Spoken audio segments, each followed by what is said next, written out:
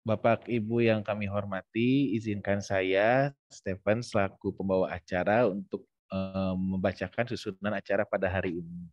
Acara dimulai dengan pembukaan, lalu menyanyikan lagu Indonesia Raya, eh, dan juga sambutan dari Ketua Pusat Kajian Kebijakan Publik Untirta, Bapak Leo Agustino.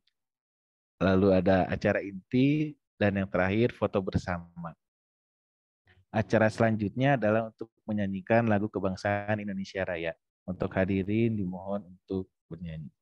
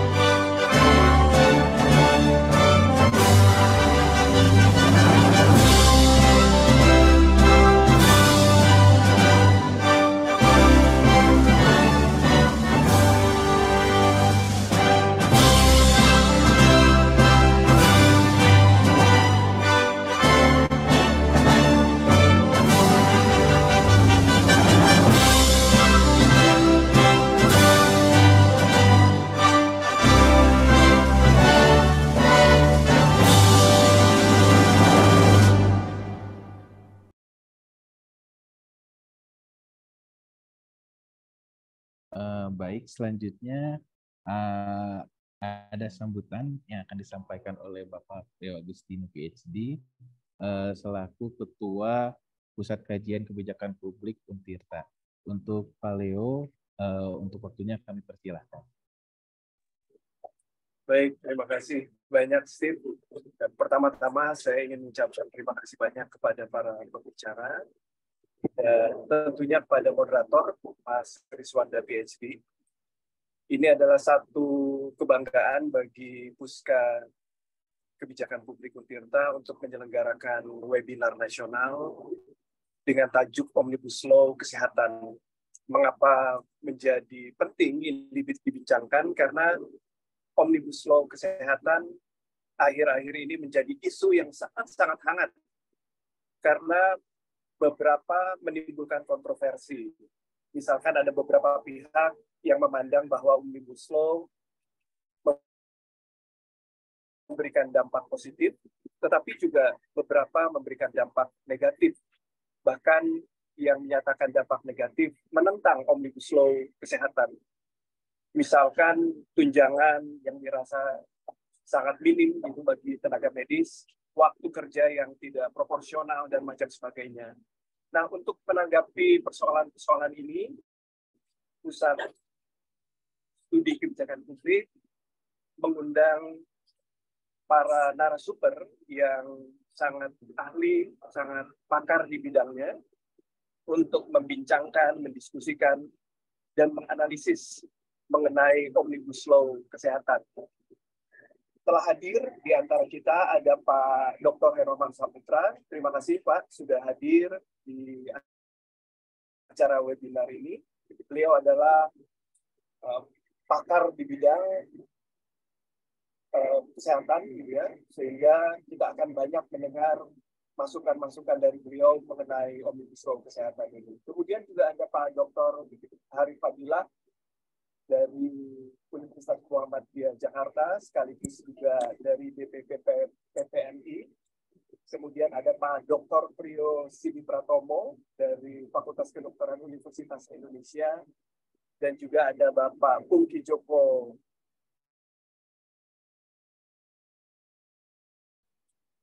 dari Yayasan Kanker Riswanda PhD yang juga menggeluti bidang-bidang sosial policy. Saya pikir tidak ada kata tidak untuk menunjuk beliau sebagai moderator pada kesempatan pagi hari ini, karena dengan adanya beliau di tengah-tengah kita akan menghangatkan diskusi dan perbincangan mengenai Omnibus Law Kesehatan. Selamat berdiskusi, selamat membincangkan mengenai satu regulasi yang hangat dibincangkan. Dengan mengucapkan basmalah, Bismillahirrahmanirrahim, acara webinar Omnibus Law Kesehatan dengan ini kami buka. Terima kasih. Baik, terima kasih Pak Leo atas pembukaannya. Untuk acara selanjutnya, untuk hadirin yang kami hormati, sesi berikutnya yang kita tunggu-tunggu yaitu pemaparan oleh narasumber yang akan dipandu oleh moderator Bapak Kriswanda, PhD. Untuk itu waktunya kami persilahkan.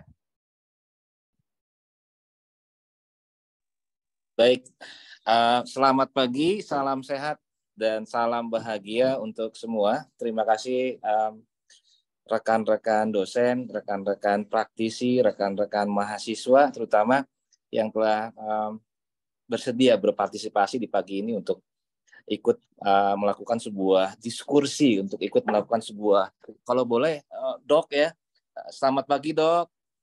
Izin Pak Doktor Priyo, luar biasa ini. Pak Hermawan dan Pak Ki dan Pak Hanif, selamat datang di Pusat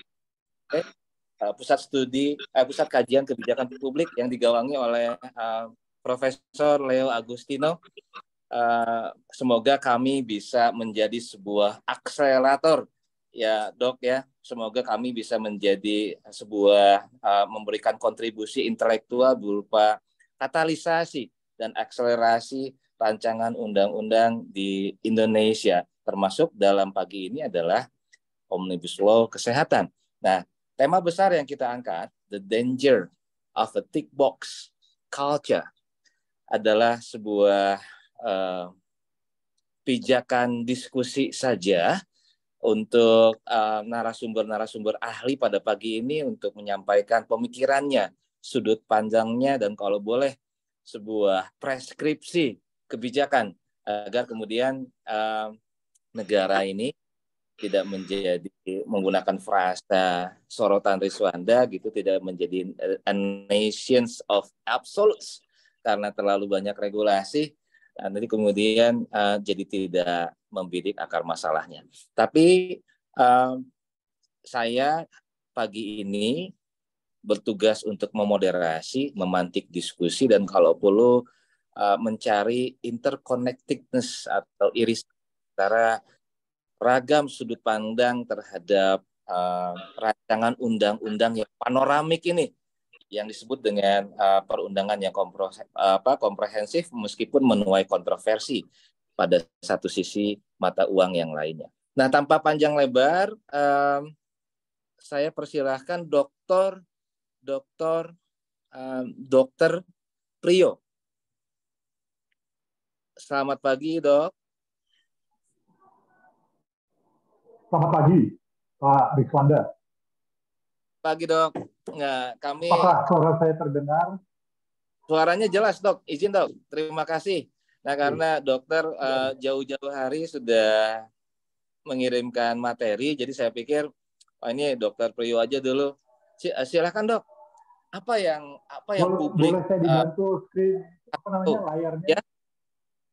Boleh saya dibantu presentasinya karena saya sudah kirim. Mana Dok? Apa mau mandiri dijadikan co-host atau dibantu oleh panitia? Enggak, dibantu aja saya. Baik panitia, mohon sekiranya bisa bantu share screen ya. Saya akan kirimkan materi beliau untuk kemudian dibantu share screen. Sebentar.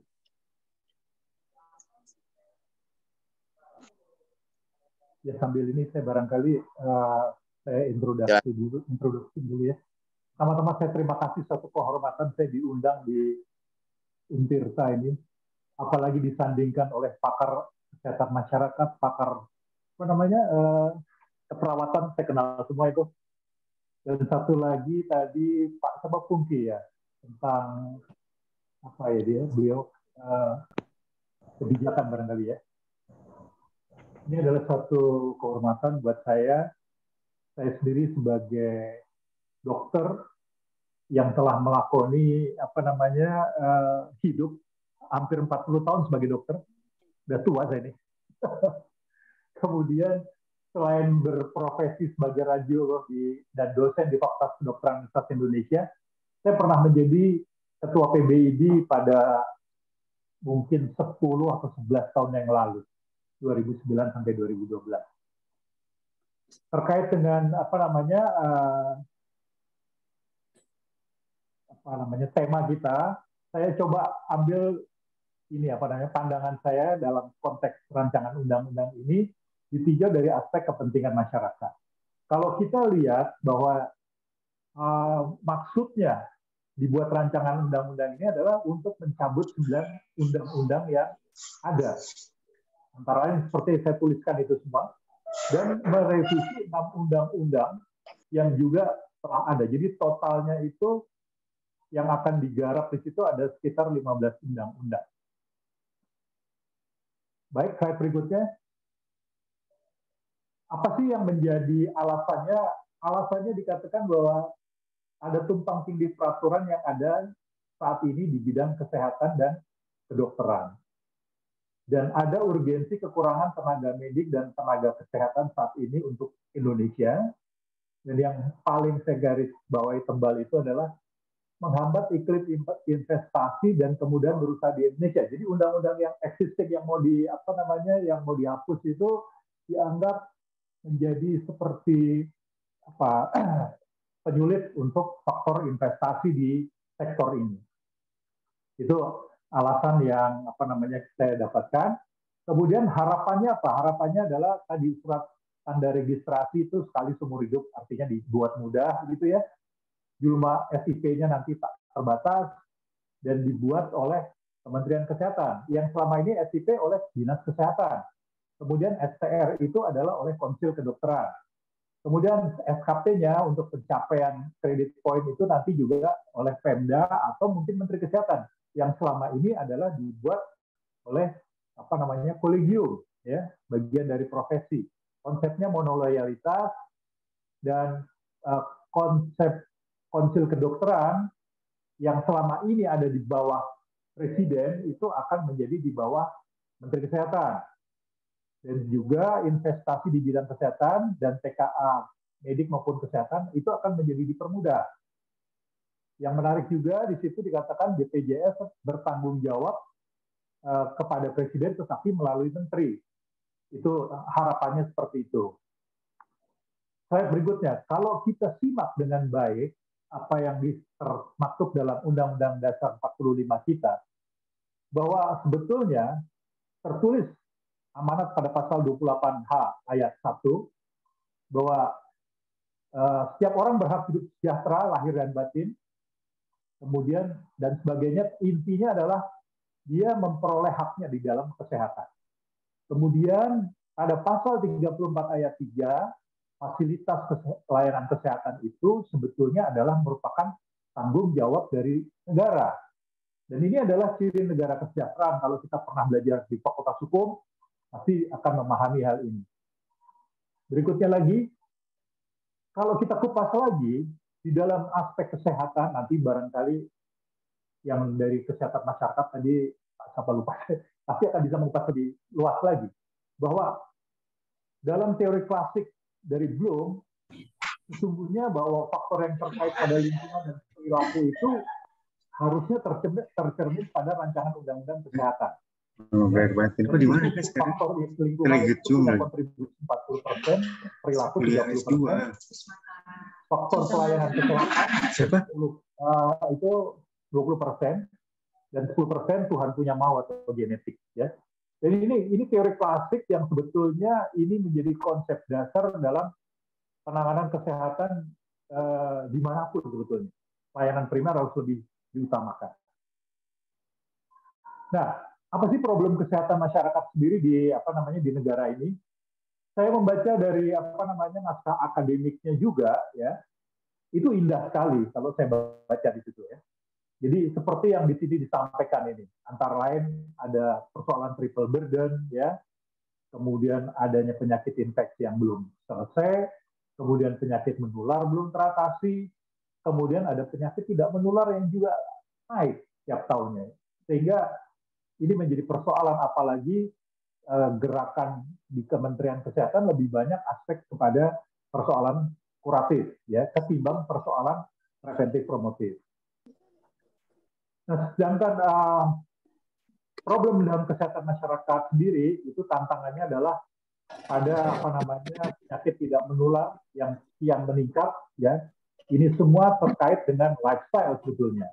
Dan upaya yang harus dilakukan adalah untuk menekan ini supaya apa yang menjadi cita-cita SDGs itu bisa tercapai, ya.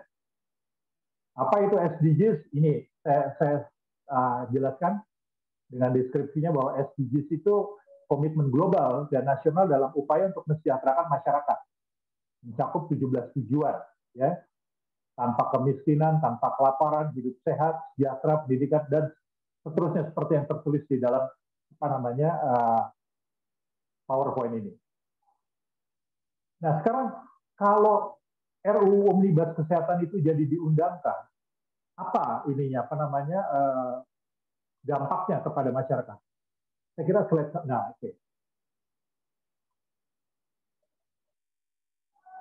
Kalau kita lihat dari pasal yang undang-undang yang existing yang akan dihilangkan itu, semua total ada sekitar 806 pasal. Dan itu sangat detail sekali deskripsinya. Nanti itu akan diganti dengan satu rancangan undang-undang kesehatan yang saat ini sedang dibahas di DPR menjadi dipersingkat 478 pasal, ya, diambil dari bagian-bagian yang penting saja begitu, tapi itu secara generalis kebanyakan.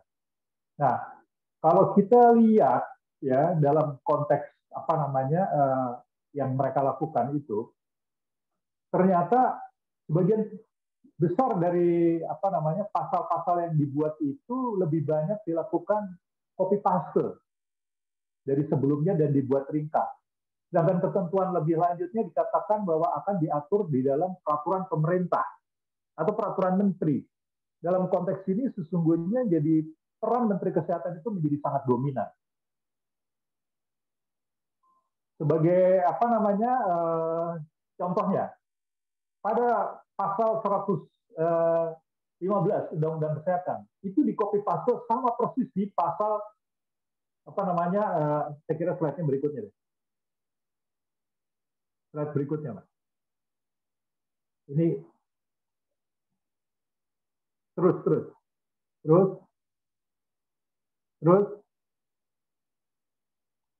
sebelumnya maaf mundur. Ya, oke. Jadi kalau kita lihat pasal 115 di Undang-Undang Kesehatan itu sama persis di copy paste di pasal 159 rancangan Undang-Undang Omnibus Law Kesehatan, ya. Kemudian pasal 116 begitu juga. Dan semua itu di copy paste. Tetapi yang paling menarik menurut saya adalah sampai sanksinya pun di copy paste. Sehingga kalau kita lihat dengan situasi saat sekarang, itu sudah tidak sesuai lagi.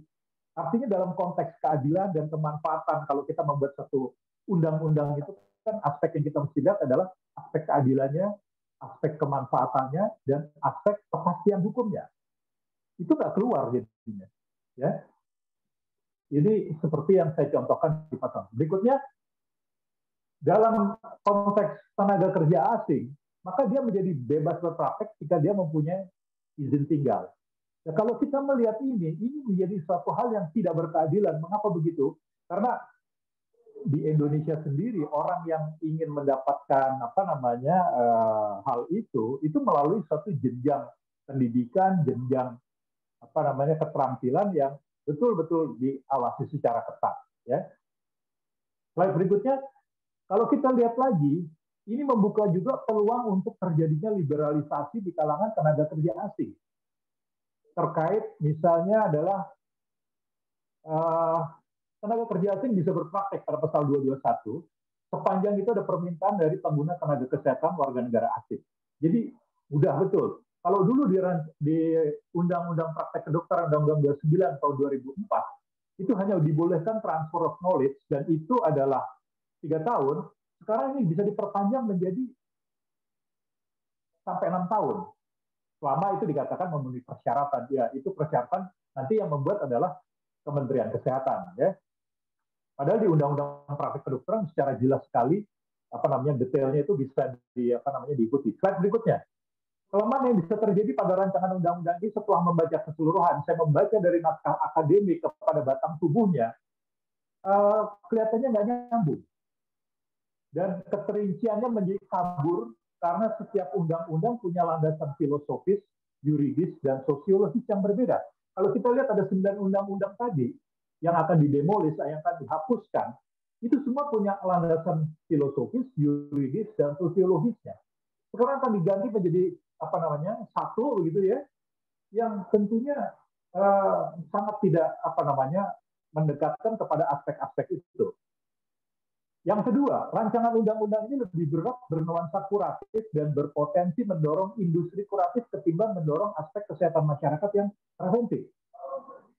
Itu tadi yang diharapkan investasi asing bisa masuk dan sebagainya ya. Kalau tidak salah, rancangan undang-undang ini ada 3.000 DIM, daftar isian masalah yang dibahas. Tetapi setelah saya siangi, saya lihat bahwa DIM itu lebih banyak tercurah kepada persoalan aspek kuratif atau pengobatan. Keterbaruan yang diharapkan juga menjadi tidak jelas karena apa? Misalnya jadi tidak cocok karena semuanya penaltinya dilakukan copy paste yang tidak sesuai dengan zamannya. Contoh, dalam pasal 434, setiap orang dengan sengaja memproduksi memasukkan rokok ke dalam wilayah negara kesatuan Republik Indonesia seperti tercantum tidak tercantum peringatan gambar dan sebagainya, di pasal 158 dipidana penjara paling lama 5 tahun. Denda paling banyak 500 juta rupiah. Ini sama persis dengan pasal 199 Undang-Undang Kesehatan tahun 2009. Kalau kita lihat dalam konteks sekarang tahun 2003 ya, dan itu dulu 2009, ini terlalu murah. Tidak bernuansa penegakan hukum dan tidak dalam rangka untuk mengubah perilaku masyarakat, dan ini jelas tak berkeadilan dan tak berkemanfaatan dari sisi suatu undang-undang yang kita buat ya. Slide berikutnya lagi. Setiap orang asing tanpa izin melakukan praktek tradisional dan sebagainya ada dendanya tuh 100 juta rupiah. Dan ini sanksi sama persis dengan Undang-Undang Kesehatan tahun 2009. Padahal pada tahun kalau kita melakukan semacam penyamaan begitu ya, tarif parkir kendaraan pada tahun 2009 itu Rp4.000 sampai Rp7.500. Sekitar Rp1.000 per jam. Nah, sekarang ini tarif parkirnya sudah dengan angka yang 4.000 sampai 7.500. Dari parkir saja sudah beda gitu. Tapi penaltinya masih seperti itu. Apakah ini akan mendapatkan kemanfaatan dengan undang-undang seperti ini? Apakah kita akan mendapatkan suatu keadilan dengan undang-undang yang seperti ini? Ya.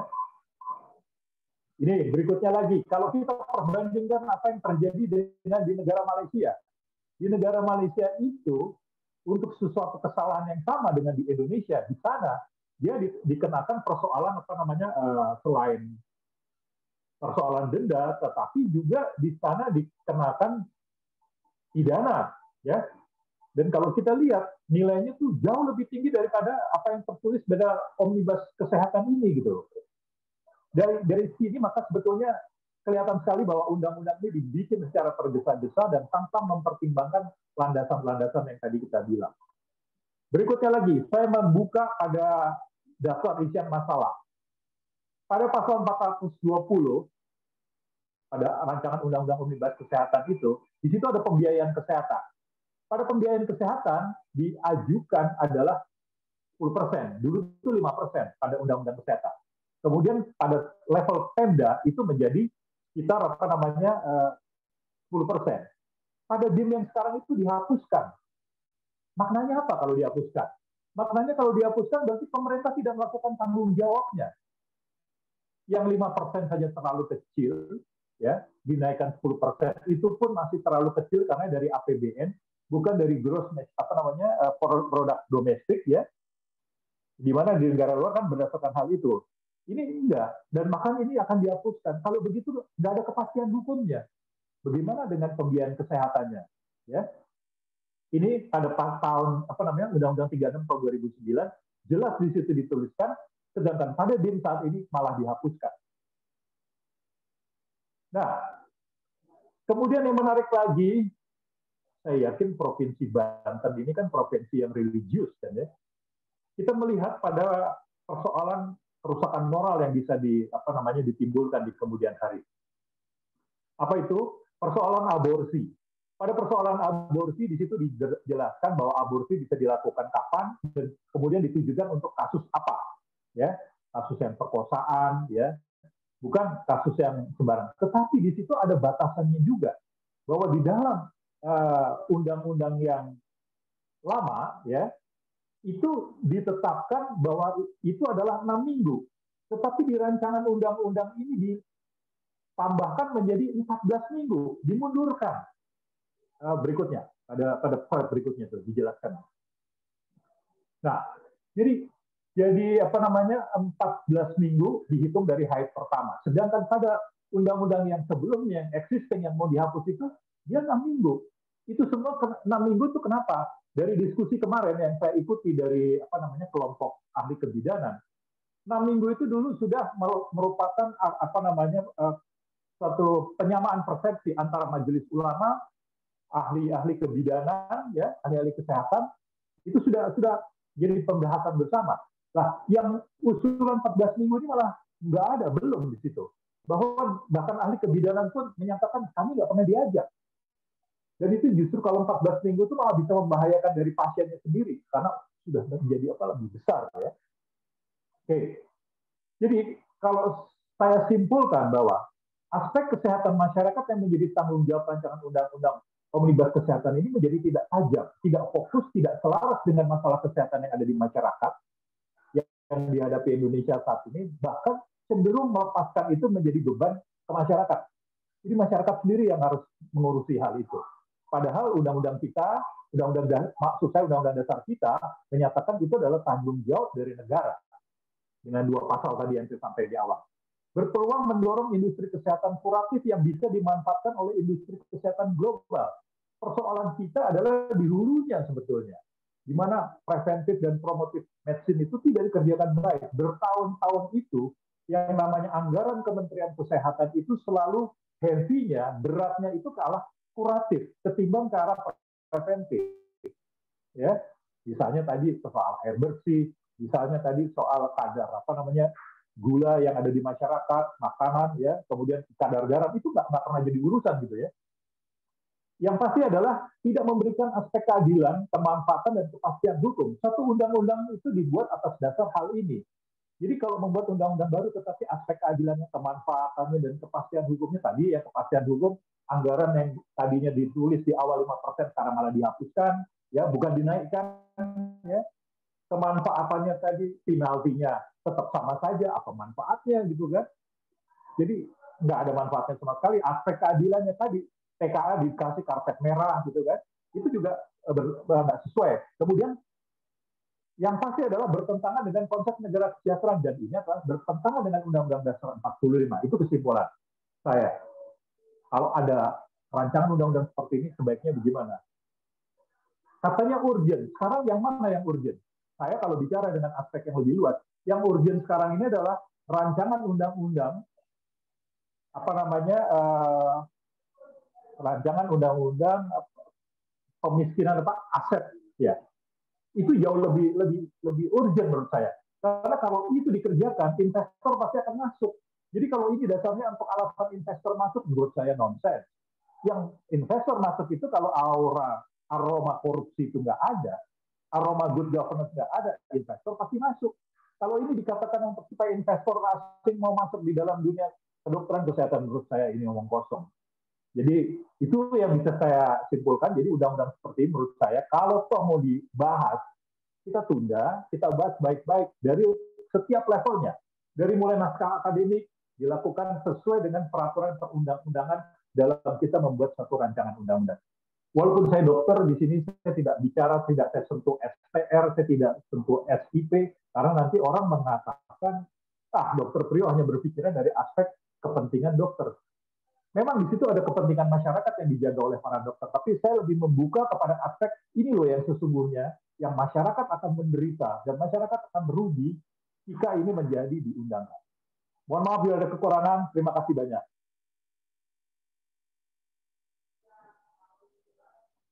Saya kembalikan ke Pak Moderator. Terima kasih banyak, Dok. Sebuah paparan yang komprehensif, singkat, cermat, dan sekaligus jelas, bukan hanya padat. Nah, saya pikir kita akan lanjutkan dulu, ya mohon izin, Dok, sebelum kemudian saya mencari sebuah irisan yang bisa menjadi sintesis dari pemaparan Dr. Priyo dengan narsum yang lain. Mungkin kesempatan kedua kita berikan pada Pak Hermawan Saputra untuk kemudian dilanjutkan dengan Pak Arif Fadilah. Silakan, Bapak. Baik, terima kasih. Apa suara saya terdengar? Cek suara. Jelas, clear. Baik, jadi saya izin Pak Rizwanda, Bapak Ibu sekalian, Assalamualaikum warahmatullahi wabarakatuh. Selamat pagi menjelang siang, selamat sejahtera buat kita semua. Pertama, saya menggunakan dua device nih, jadi mudah-mudahan terlihat wajah satu, kemudian terdengar suara untuk yang satu. Terdengar ya, Bapak Ibu sekalian ya. Izinkan saya untuk share screen.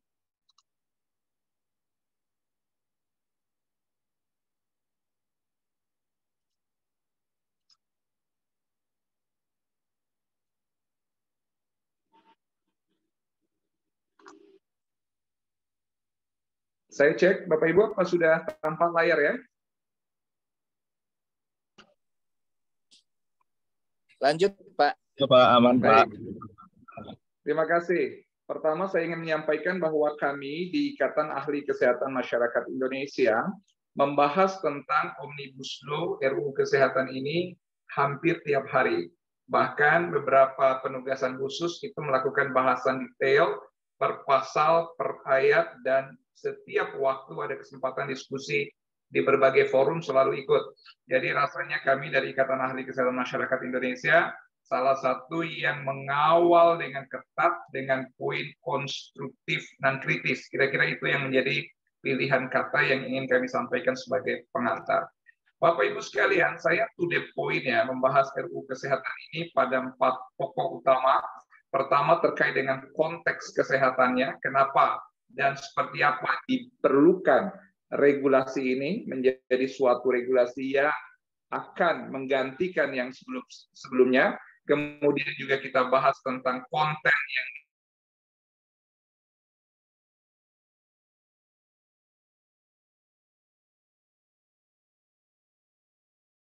Bapak Ibu sekalian, kita lihat konteks kenapa perlukah undang-undang ini menjadi sesuatu yang memang memperbarui semua regulasi yang berkaitan dengan kesehatan sebelumnya. Kita lihat memang fakta.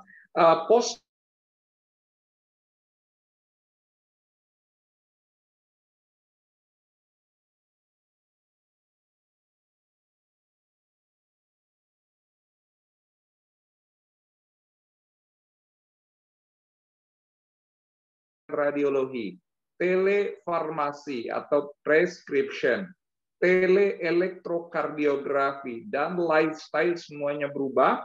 Oleh karena teknologi berubah, lingkungan berubah, perilaku berubah, dan pandemi itu mempercepat perubahan itu semua. Sehingga situasi-situasi yang sejak Undang-Undang tentang Wabah 1984 itu berubah sama sekali karena dinamika berubah. Kemudian memang kita dipercepat dengan teknologi. Jadi dengan adanya physical system, Internet of Things, dan network, itu membuat kita mempercepat perubahan itu sendiri, dan termasuk di bidang kesehatan. Paperless system, undang-undang tentang prescription misalnya, ya, regulasi berkaitan dengan peresepan obat di dalam dunia layanan kesehatan, itu diatur melalui peraturan Menteri Kesehatan tentang pengelolaan rekam medis. Itu juga berubah, jadi rekam medis yang dipahami sebagai proses yang konvensional, ada register, ada filing, ada retrieval, ada reporting di sana, itu semua dalam bentuk konvensional dan membutuhkan material banyak sebelumnya. Sekarang elektronik, internet based, dan luar biasa cepat sekali prosesnya. Nah, yang berikutnya menyangkut post-pandemic challenges. Jadi yang sekarang memang terjadi adalah dibutuhkan adaptasi regulasi kesehatan baru dan sistem kesehatan sebagai early warning dan sebagai juga antisipasi proses terhadap perubahan global dan juga perubahan yang ada di Indonesia. Jadi, Bapak Ibu sekalian, kalau kita lihat dari konteks memang undang-undang ini sebenarnya diperlukan sebagai suatu yang memperbaharui regulasi yang sama. Nanti kita akan bahas undang-undang mana saja yang akan berkaitan dan banyak sekali. Jadi orientasi industri kesehatan juga berubah. Dulu kalau kita menyebut rumah sakit, bahkan orang di kampung di daerah itu, rumah sakit itu termasuk puskesmas itu dia disebut rumah sakit itu di daerah itu. Jadi orang-orang di luar Jawa terutama menyebut rumah sakit itu maksudnya puskesmas. Padahal puskesmas dengan rumah sakit itu sangat berbeda. Apalagi ada layanan mandiri sekarang, ada laboratorium yang mandiri, ada apotek yang memang sudah mandiri, dan bahkan ada klinik-klinik dengan berbagai macam bentuk dan level juga yang cukup dinamis. Belakangan, membutuhkan suatu regulasi dan tatanan baru. Nah, belum lagi rumah sakit. Jadi makhluk yang namanya paling padat yang diatur secara khusus di bidang kesehatan menjadi undang-undang itu adalah rumah sakit. Undang-Undang Nomor 44 tahun 2009 khusus tentang rumah sakit. Tetapi pada tahun 2017 dan dipublikasi di 2018, McKinsey Group itu melakukan riset yang paripurna terutama di Amerika, tetapi juga ini relevan, related dengan Indonesia, bahwa rumah sakit saja itu sudah berbeda. Tinggal yang bertahan di dunia pelayanan kesehatan di rumah sakit itu adalah layanan major surgery, trauma, intensive care unit, dan inpatient admission.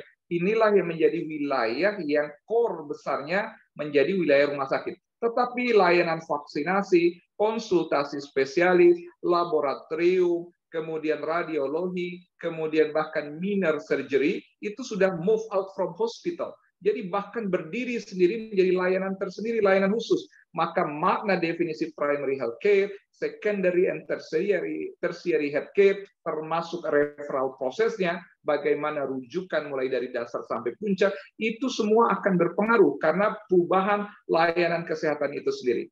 Nah, maka itu kembali kepada urgensi, akan bertemu dengan kebutuhan manusia Indonesia yang sudah lebih dari 270 juta, boleh jadi di tahun 2023 ini sudah lebih dari 280 juta. What next? Jadi perubahan regulasi ini menjadi sangat penting. Nah, sekarang bagaimana proses yang terjadi? Apakah selama ini open proses atau tidak terkait dengan RUU Omnibus Law ini, kesehatan? Nah, inilah yang menjadi tantangan kita. Ternyata kalau kita mendekati proses yang kita lakukan dengan konsepnya Van Meter Van Hort dalam teori tentang implementasi kebijakan, sebenarnya ada proses disposisi yang bermasalah.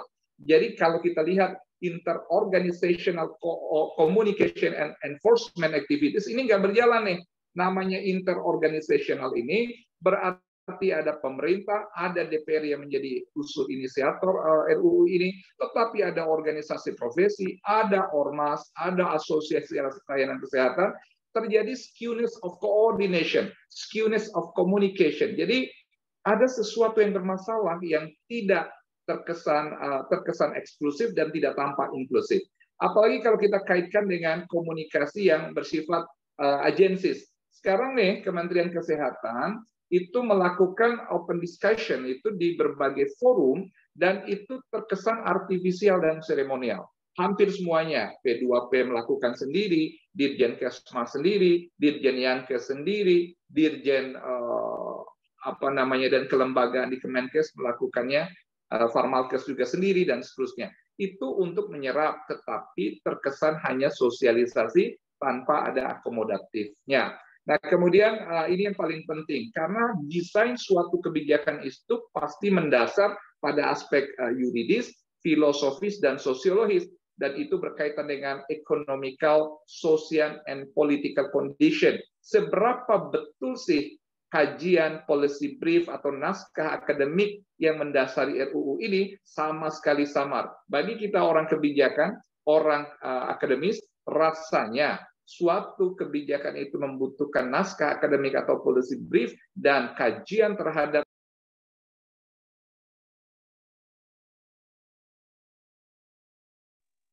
menjadi tantangan kita saat ini. Lagi kita kemana sebenarnya arah dari kebijakan ini dan sumber daya yang digunakan ini bermasalah. Jadi kalau kita potret dari segi open process atau policy process, sebenarnya memang terjadi skewness of policy process itu sendiri. Nah, ini yang menjadi tantangan dari aspek open process atau tidak. Nah, kemudian kalau kita bicara kebijakan kesehatan secara khusus, tentu kebijakan kesehatan itu kita bisa menyebutnya leg spesialis untuk berbagai isu kesehatan, tapi bisa menjadi leg generalis untuk regulasi yang menaungi kesehatan itu sendiri.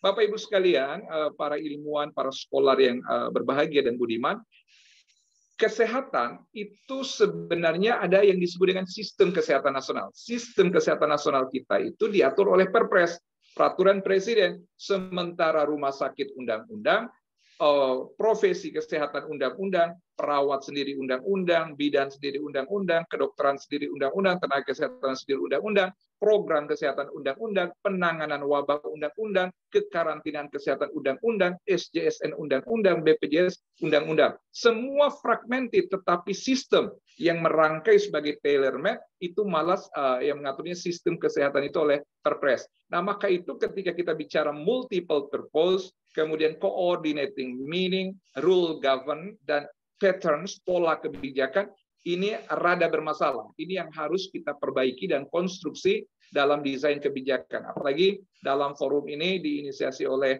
kebijakan publik, program studi, dan para pakar yang memang hadir dari Untirta dan undangan lainnya. Bapak Ibu sekalian, kita masuk pada multiple content. Kita memiliki bahasan di dalam RUU ini kurang lebih 20 bab, lebih dari 400 pasal, lebih dari 7.000 poin pembahasan.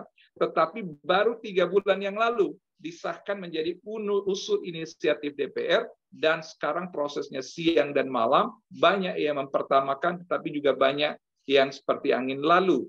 Maka itu kalau kita lihat konsekuensi etik, box culture and overregulated policy. Nah, pertanyaan ini, apakah ada memang kegegabahan gitu ya, atau semacam tick box, checklist dan pengesampaian yang dipaksakan dalam proses ini? Rasanya wajar kalau sebagian melihat dari segi itu. Bayangkan aja ada lebih dari 10 undang-undang yang berkaitan langsung. Kita lihat satu-satu. Undang-undang wabah ya tahun 1984 rasanya sangat penting. Undang-undang ini hanya setebal 5 halaman saja, tidak banyak, tetapi substansinya fragmented dan mendefinisikan kesehatan itu tidak sebagai satu sistem. Nah, wabah ini hanya berkaitan dengan penyakit menular dan tanggung jawab orang yang menghalangi sekaligus penyelidik epidemiologi itu yang diutarakan. Ini produk Orde Baru, rasanya sudah lama sekali dan memang harus diubah karena wabah terus terjadi di Indonesia. Nah, ada undang-undang kesehatan rumah sakit yang sejak tahun 2009. Jadi ini sudah berlangsung lebih dari 14 tahun ya. Untuk saat ini dinamika sebagaimana yang saya sampaikan berubah. Kemudian ada kesehatan jiwa, kekarantinaan kesehatan. Yang terbaru tadi undang-undang yang menyangkut profesi kebidanan, keperawatan, tenaga kesehatan, praktek kedokteran udah cukup lama, tetapi ada juga pendidikan kedokteran yang beririsan Undang-Undang Dikdok. Bapak Ibu sekalian, dengan melihat konten seperti ini, ada diskursus yang sering sekali. Mungkin dalam perbincangan itu bisa ribuan kalau kita lihat lalu lintas di medsos, itu bahasan yang paling banyak itu tentang peran, pelibatan, ancaman kehilangan, dan peniadaan organisasi profesi. Apakah itu ID, IBI, PPNI, IAI, IAKMI, dan hampir semua OP di bidang kesehatan. Nah, makanya volume terbesar itu di situ. Kemudian peran kolegium. Nah, bagaimana peran kolegium dalam menjaga arah pembangunan kesehatan, menghasilkan lulusan, kompetensi, dan keterampilan pelayanan kesehatan. Ini juga menjadi perbincangan.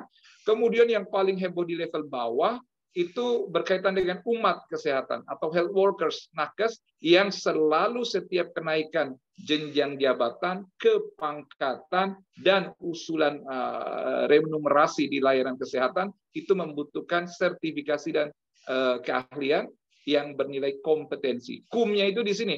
Dan ini yang berkaitan dengan poin pertama dan kedua juga. Kemudian ini yang heboh juga, pendidikan spesialistik. Bagaimana mengejar jumlah lulusan dokter spesialis atau tenaga perawatan dan nakes spesialis di kala yang sifatnya educational based college menjadi hospital based college. Nah, ini sesuatu yang rada menarik dan unik, tujuannya baik, tetapi menjadikan misalnya rumah sakit menjadi institusi pendidik. Nah, itu sesuatu yang menjadi perdebatan luar biasa. Kemudian ada yang juga membahas tentang pelibatan tenaga kesehatan asing, perlindungan hukum, dan positioning BPJS. BPJS sendiri di dalam wacana direkomendasikan ada dalam koordinasi dan kendali atau span of control of Ministry of Health gitu ya. Tetapi selama ini di dalam undang-undangnya lapor dan bertanggung jawab terhadap Presiden. Ini juga menjadi penting karena bayangkan nanti kaitannya dengan INA-CPGIS, berkaitannya dengan reporting dan juga pricing, termasuk periode reimbursement, itu semua apakah otonom ataukah dibawa dari Kementerian Kesehatan. Nah, ini menjadi perbincangan yang berbeda dan hangat di permukaan. Bapak Ibu sekalian, kalau kita merujuk pada health system atau health system framework dari WHO, sebenarnya di dalam pembangunan sistem kesehatan itu sudah tuntas. Ada 6 building blocks, mulai dari service delivery, health workforce, information, access to essential medicine, financing, dan leadership. Dan inilah yang membangun sistem kesehatan. Nah, hanya saja dalam 2 tahun terakhir, Kementerian Kesehatan menerjemahkan menjadi transformasi kesehatan. Jadi di dalam transformasi kesehatan itu ada yang menjadi core, ada yang menjadi sub. Nah, kalau yang menjadi sub itu misalnya access to essential medicine dan juga berkaitan dengan financing. Nah, sekarang health financing bahkan terancam dicabut dari affirmative policy di Undang-Undang Kesehatan sebelumnya. Misalnya 5% dari APBN, 5% dari APBD 1, 5% APBD 2. Nah, dari perspektif pemerintah, terutama Kementerian Keuangan, itu akan irisan dan berkelindan dengan sistem penganggaran nasional dan dihilangkan keberpihakan anggaran itu dari program kesehatan. Itu juga masalah. Nah, maka itu ketika kita bicara health system, kita tetap bersandar kepada isu-isu ini. Bapak Ibu sekalian, kami dari IAKMI itu mencatat banyak sekali poin-poin yang beririsan dengan sistem kesehatan dari 6 building blocks tadi. Namun demikian saya tidak akan membahas satu-satu karena akan panjang sekali. Mulai dari SDM, isu program, sistem informasi, pembiayaan, bagaimana pelibatan profesi, kemudian juga tadi itu bahasan tentang STR, kami kritik satu-satu juga, adanya konsil dan BPJS tadi ya, semua kami bahas bagaimana juga tata kelola keberadaan manajemen di rumah sakit dan kompetensi. Tapi saya masuk ke aktors, yang menarik di sini bahasan kita. Aktors atau orang pihak yang berperan dalam RUU Kesehatan ini, tentu kita bisa pilih dari 3 level. Ada yang levelnya individuals, ada groups, ada organization. Nah, maka itu kalau kita bicara individu, maka health practitioners, apakah dia dokter, dokter gigi, bidan, perawat, apoteker, kesmas, analis, radiografer, rekan medis, dan banyak lagi itu memang berhak memberikan banyak komentar, bahkan sebagian demonstrasi kemarin. Nah, itu sesuatu yang reaktif, yang wajar ketika mereka memiliki individual interest terhadap RUU ini. Tetapi apalah daya kalau individu, maka naik pada level kelompok. Advokasi pada kelompok inilah yang diwakili oleh organisasi profesi, terutama kemarin ada 5 ya yang organisasi profesi yang betul-betul melakukan unjuk rasa karena kanal koordinasi, kanal komunikasi dianggap mandek, terutama bagi ID, PDGI, IBI, PPNI, dan IAI. Apoteker Ikatan Dokter Indonesia, Perhimpunan Dokter Gigi Indonesia, Ikatan Bidan Indonesia, Perhimpunan Perawat Nasional Indonesia, dan Ikatan Apoteker Indonesia. Nah, artinya advokasi yang dilakukan kelompok ini sesungguhnya membawa aspirasi individu karena berrelevansi langsung tadi dengan hak-hak pelayanan, perlindungan hukum, hak yang menyangkut remunerasi, orientasi pendidikan, hingga yang berkaitan dengan kenyamanan fasilitas tempat praktek. Nah, tetapi begitu naik pada level advokasi kebijakannya, yang terlibat itu tidak banyak. Harusnya lembaga dan institusi itu banyak, tapi yang muncul itu hanya Kemenkes, kemudian DPR karena memang mitra kebijakan, perguruan tinggi ada tapi artifisial jatuhnya. Jadi ada beberapa pakar di perguruan tinggi, tetapi juga pejabat di kementerian, tetapi juga anggota DPR RI. Nah, jadi antara college perspektif dengan institusional perspektif menjadi rancu. Nah, di level inilah sebenarnya problema itu menjadi muncul, menjadi arus di permukaan, padahal sebenarnya banyak yang ingin disorot oleh individu dan kelompok itu sendiri. Nah, Bapak Ibu sekalian, kembali kepada pertanyaan tick box culture, apakah memang ini adalah budaya tick box ini rada memaksa atau menggampangkan atau mengabaikan misalnya, itu harus dilihat dari 3 sisi saja. Pertama, risiko yang terjadi karena prosesnya cepat. Jadi bayangkan aja baru tanggal 25 Februari 2023 ditetapkan menjadi usul inisiatif DPR. Nah, sekarang pertengahan Mei, tetapi dengan mengukur proses yang ada dari 400 pasal lebih dari 7.000 poin bahasa, terlihat cepat, luas kepentingan, dan besar cakupan sehingga detail menjadi lemah. Nah, kemudian lingkungannya, di background ini semua sejak 2 tahun terakhir, 3 tahun bahkan Kementerian Kesehatan menggaungkan adanya transformasi kesehatan, dan itu didorong dengan transisi epidemiologi termasuk pandemik dan post pandemik yang sudah berlangsung. Nah, sekarang perilaku yang muncul di permukaan terkesan eksklusif, sebagian seremonial, dan berbagai hal banyak formalitas. Ini yang dikritisi. Tapi kembali kepada landasan, ini juga yang disinggung oleh pembicara sebelumnya, ada moral obligation, bahkan state obligation. Jadi bukan not only moral, but state obligation. Utang dan tanggung jawab kita atas nama konstitusi adalah memenuhi tadi. Pasal 28 poin H ayat 1 UUD 1945, setiap orang berhak hidup sejahtera lahir dan batin, bertempat tinggal dan mendapatkan lingkungan hidup yang baik dan sehat, serta berhak memperoleh pelayanan kesehatan. Kalau effort kita, diskusi kita, anggaran kita, orientasi kita, pemikiran kita habiskan pada pelayanan kesehatan, itu rada aneh. Padahal amanat utama, core message di dalam konstitusi itu lingkungan hidup, hak atas lingkungan hidup yang baik dan sehat, dan juga bertempat tinggal. Inilah yang disebut dengan public health orientation, atau yang kita sebut orientasi kesehatan masyarakat yang juga berkaitan dengan upaya kesehatan masyarakat. Jadi lingkup besar ini yang seolah-olah disimplifikasi hanya dengan melakukan penambahan alat, kemudian juga menambah anggaran, kemudian sumber daya, dan seterusnya. Padahal itu bagian kecil saja.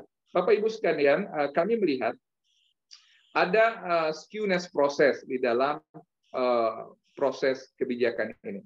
Jadi skewness ini berarti kemencengan, kemiringan, kecenderungan, di mana pelibatan akademi itu relatif terbatas, industri atau health practitioners itu juga terbatas, tetapi pemerintah atas nama masyarakat dan juga DPR itu cenderung melakukan sesuatu yang memang sudah disimpulkan lebih awal dan digodok melalui proses politik, dan itu yang menyebabkan proses menjadi cepat. Nah, rasanya saya ingin banyak menyampaikan poin pandangan ini lebih pelan, lebih detail, tetapi karena waktu mudah-mudahan nanti kita bisa mengelaborasi melalui diskusi. Saya kembalikan kepada moderator. Terima kasih. Assalamualaikum warahmatullahi wabarakatuh.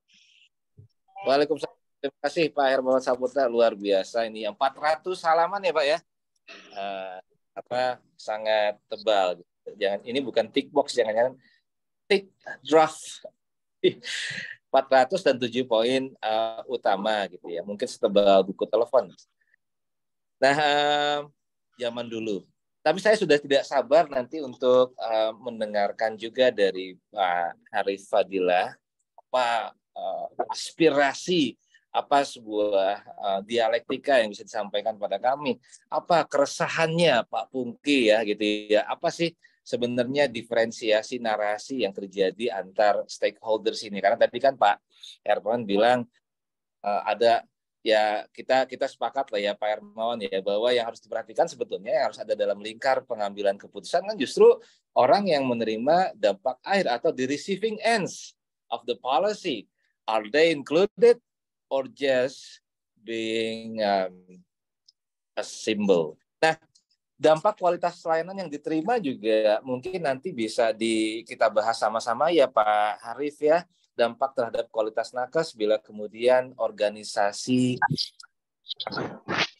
dampak hukum memberi layanan kesehatan, lalu kemudian bagaimana nih peran nakes selama ini di masyarakat ya Pak Pungki, bagaimana fungsi sosial nakes akan dampak juga akibat undang-undang ini. Jadi yang dikhawatirkan ini sih mungkin mohon saya dikoreksi nanti Pak Harif setelah ini, apakah ini juga mengarah pada liberalisasi kesehatan nih gitu ya. Kalau kita sudah punya kapitalisme pendidikan, ini jangan-jangan hal baru nih, liberalisasi kesehatan. Bagaimana perlindungan masyarakat terhadap nakes asing misalnya. Bagaimana 400 halaman ini juga bisa menjawab posisi organisasi perhimpunan nakes sekarang ini. Bagaimana forum-forum yang sudah banyak sekali ya.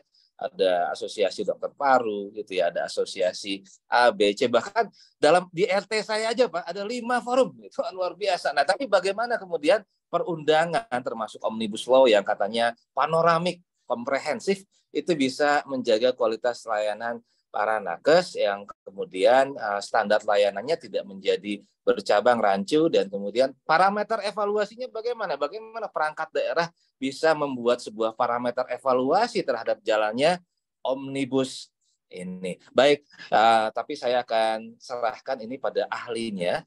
Pak Hanif, Pak Harif, mohon maaf, koreksi. Pak Harif Fadilah, terima kasih atas dan kami persilahkan waktunya. Silakan Pak. Baik. Terima kasih Pak Riswanda. Saya mohon maaf tidak membuat paparan karena beliau berdua tadi sudah cukup lengkap ya. Tapi saya mencoba untuk menyampaikan beberapa hal yang terkait dengan sesuai tema kita ini, tick box culture.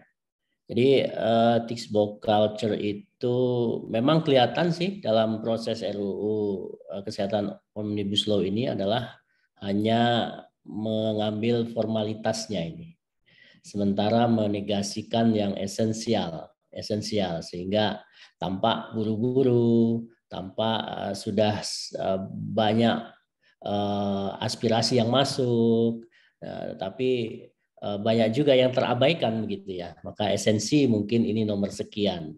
Nah, yang nomor satu adalah formalitas. Bagaimana tick box culture ini memang menuju pada formalisity ya, daripada culture juga. Nah, Pak Riswanda dan teman-teman semua, saya kira ya beberapa hal sudah disampaikan Pak Priyo dan terutama Pak Hermawan tadi. Yang pertama dari latar belakang RUU ini, ya saya tambahkan kalau tadi ada 3 Pak Priyo, tapi juga menurut dialog yang sering kita lakukan itu satu adalah tambahannya adalah bagaimana RUU Kesehatan atau Undang-Undang Kesehatan dengan OBL ini adalah membuat sebuah undang-undang yang efektif katanya. Tapi dalam pikiran kita efektif versus efisien gitu. Jadi efektif versus efisien. Apakah yang dimaksud efisien atau efektif gitu? Nah, saya lebih cenderung bahwa sepertinya undang-undang ini mengarah kepada efisien. Efisien dari sisi regulasi. Kenyataannya justru tidak gitu ya. Nah, efektif katanya, kenyataannya juga tidak karena banyak hal yang hilang juga dan dicabut gitu. Yang berikutnya adalah bahwa undang-undang ini akan membuat satu regulasi yang komprehensif. Komprehensif mungkin pada sifatnya permukaan, superficial, namun tidak pada substansialnya. Karena apa? Saya ambil contoh misalnya, tadi mungkin Pak Hermawan sudah sebutkan atau belum. Dalam draft ini memandatkan untuk membuat peraturan pelaksanaannya. PP itu peraturan pemerintah itu lebih dari 100. Lebih dari 100 PP ya. Berapa puluh peraturan menteri ya. Dan amanatnya dalam 2 tahun gitu. Dalam 2 tahun. Nah, ini yang dimaksud komprehensifkah gitu. Nah, ada pengaturan yang superficial, diambil judul-judul dan kotak-kotak yang awal saja. Kemudian pengaturan secara substansi akan diatur PP dan Permen. Lalu kapan terjadi komprehensifnya? Bisakah 2 tahun? Pengalaman kita ya, bahkan di Undang-Undang 38 2014 tentang keperawatan itu hanya 3 PP. Sudah 8 tahun belum ada satupun PP-nya terbit. Ya, nah, memang hampir seluruh permennya sudah ada, tetapi PP-nya itu belum ada yang terbit. Di banyak pengalaman kita tentang kebutuhan mandatori daripada undang-undang terhadap peraturan pelaksanaannya, itu juga pengalaman kita yang pengalaman yang tidak baik juga. Ya, Undang-Undang Kesehatan 36 2009 itu berapa PP yang harus dibuat, tapi sampai hari ini berapakah yang sudah jadi? Nah, jadi saya kira untuk menjawab secara komprehensif ini juga terbantahkan, gitu ya. Yang berikutnya adalah bahwa undang RUU ini akan lebih akomodatif pada kondisi terkini, gitu. Nah, ini yang kami juga mencoba mencari di mana akomodatif terkininya. Nah, dari aspek pelayanan keprofesian, saya ambil contoh misalnya ya dengan undang-undang keperawatan, undang-undang kebidanan, undang-undang kedokteran. Itu sebenarnya secara esensial adalah mengatur sistem dari pelayanan profesi itu. Saya fokus juga ke keperawatan supaya bisa memberikan contoh misalnya.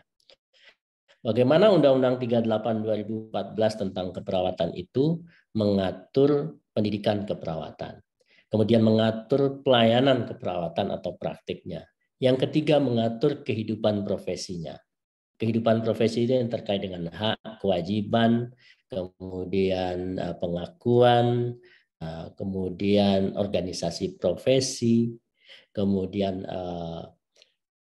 hak untuk bertanggung jawab dan bertanggung gugat di sana adalah kehidupan profesi.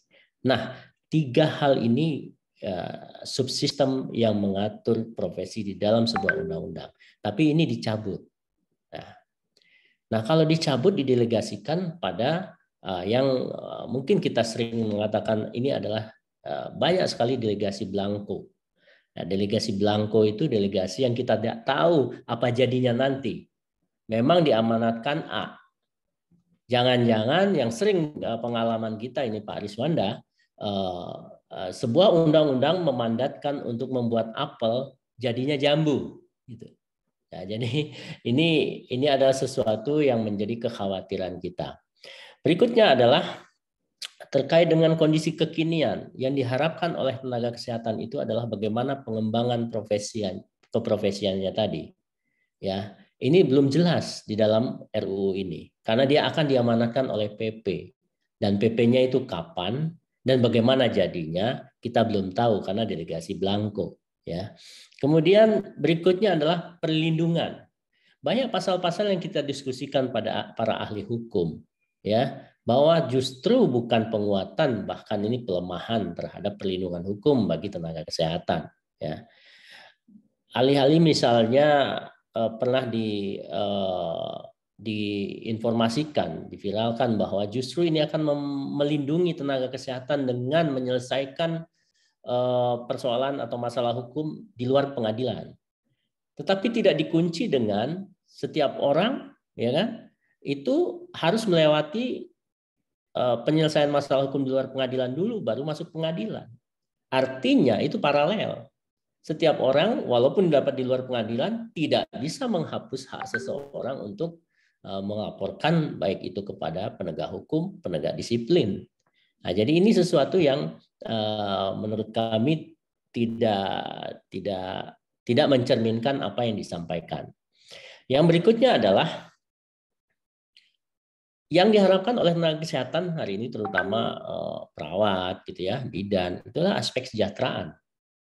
Ya, katanya RUU ini akan membuat lebih baik, lebih update, ya kan? Di mana lebih baiknya?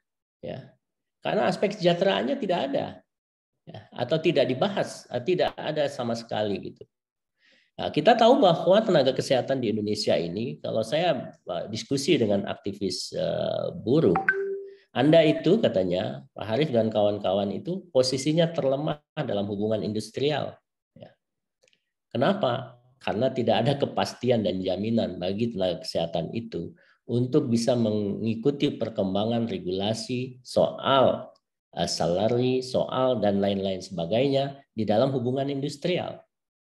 Benar saja rupanya kalau kita lihat telah beberapa fakta yang ada, ya, UMK, upah minimum kabupaten saja itu masing-masing kabupaten, nakes-nakes yang ada itu banyak sekali yang tidak memenuhi UMK. Ya. Nah, kenapa ini tidak dibuat satu regulasi yang memang menguatkan bahwa nakes itu harusnya karena dilihat dari tugas fungsinya, resiko dan lain sebagainya, harusnya berimbang dengan apa yang harus didapatkannya, ya, dibanding dengan kalau saya ada di Kabupaten Bekasi itu ada buruh pabrik boneka misalnya, pekerjaannya setiap hari hanya memasang kancing saja setiap hari, ya kan? Itu salarinya lebih tinggi daripada perawat, bahkan daripada dokter sekalipun, ya. Di klinik-klinik yang digaji hanya 3 juta, 4 juta, mereka gajinya 5,2 juta. Nah, itu dalam konteks hubungan industrial dan ini tidak dibahas, tidak ada khusus untuk itu. Artinya, dari sisi substansi, RUU ini juga tidak menjadikan lebih baik pada profesi dan pelayanan profesi. Jadi terjadi pelemahan di beberapa hal. Tadi dari sisi profesi, termasuk dari sisi pelayanan profesi, karena undang-undang yang existing itu dicabut, tetapi hanya yang dicantumkan satu pasal saja mengenai apa itu tenaga medis, apa itu tenaga keperawatan, apa itu tenaga kesehatan masyarakat dan lain sebagainya, tapi tidak menampung seluruh substansi yang esensial yang ada di undang-undang existing, berarti ini adalah pelemahan dan menghilangkan hal-hal yang existing yang kita tidak tahu akan jadi apa itu nanti. Jadi sehingga ini pelemahan ini kami lihat sebagai sesuatu yang tidak menimbulkan kepastian hukum di dalam pelaksanaan profesi. Maka kalau para tenaga kesehatan itu tidak mempunyai kepastian dan perlindungan hukum dalam melaksanakan, maka tentu saja akan berpengaruh pada sisi psikologis dan teknis dalam melaksanakan pelayanannya kepada masyarakat. Tentu ini menyebabkan sesuatu kerugian. Yang berikutnya adalah betul tadi Pak Hermawan sampaikan, tanpa ada pelemahan juga di dalam konteks partisipasi masyarakat madani di sini, terutama adalah organisasi profesi yang existingnya juga ada dan cenderung ada kalau mengikuti tren misalnya adalah terkait dengan HAM gitu, hak setiap orang untuk berserikat dan berkumpul, tetapi di sini sebenarnya adalah yang terkait dengan standarisasi. Bisa dibayangkan kalau banyak organisasi profesi akan menggunakan standar yang mana ini nanti yang dipakai. Dan masyarakat seperti apa yang bisa menerima ini nanti. Nah, ini yang persoalan-persoalan ke belakang ini yang akan kita lihat sebagai ancaman. Ya. Mempermudah nakes asing. Saya kira ada benarnya ini, mempermudah nakes asing ini. Kalau perawat tuh pengalaman di beberapa negara itu, dengan seleksi yang ketat, dengan regulasi yang juga ketat bagi mereka, bahkan salah-salah sedikit dideportasi gitu. Kenapa kita ini mempermudah hari ini? Ya, bahkan perawat kita di Jepang itu harus mempunyai level bahasa itu N1 gitu. Ya. Dan bahasa orang Jepang sendiri nggak mungkin mudah untuk lolos gitu. Tapi kita untuk keluar negeri ke beberapa negara memang harus demikian rupa ketatnya gitu. Mengapa kita membuka diri begitu mudah bagi tenaga kesehatan asing? Ya. Sementara kalau dilihat dari jumlah dan potensi yang ada hari ini, justru lulusan perawat itu hampir 75.000 per tahun. Ya, kalau dilihat dari uji kompetensi itu kira-kira hampir 150.000 per tahun nakes itu lulus. Ya, tapi penyerapan yang ada di Indonesia hari ini berapa sih? Nggak sampai 10% barangkali. Ya, nah ini akan ditambah lagi dengan masuknya serbuan perawat asing. Mungkin serbuan ini mengikuti juga investasi daripada vaskes yang ada, misalnya masuknya rumah sakit asing dengan mudah di Indonesia, ya, dengan membawa sumber daya manusianya dan lain sebagainya. Oleh karena itu saya kira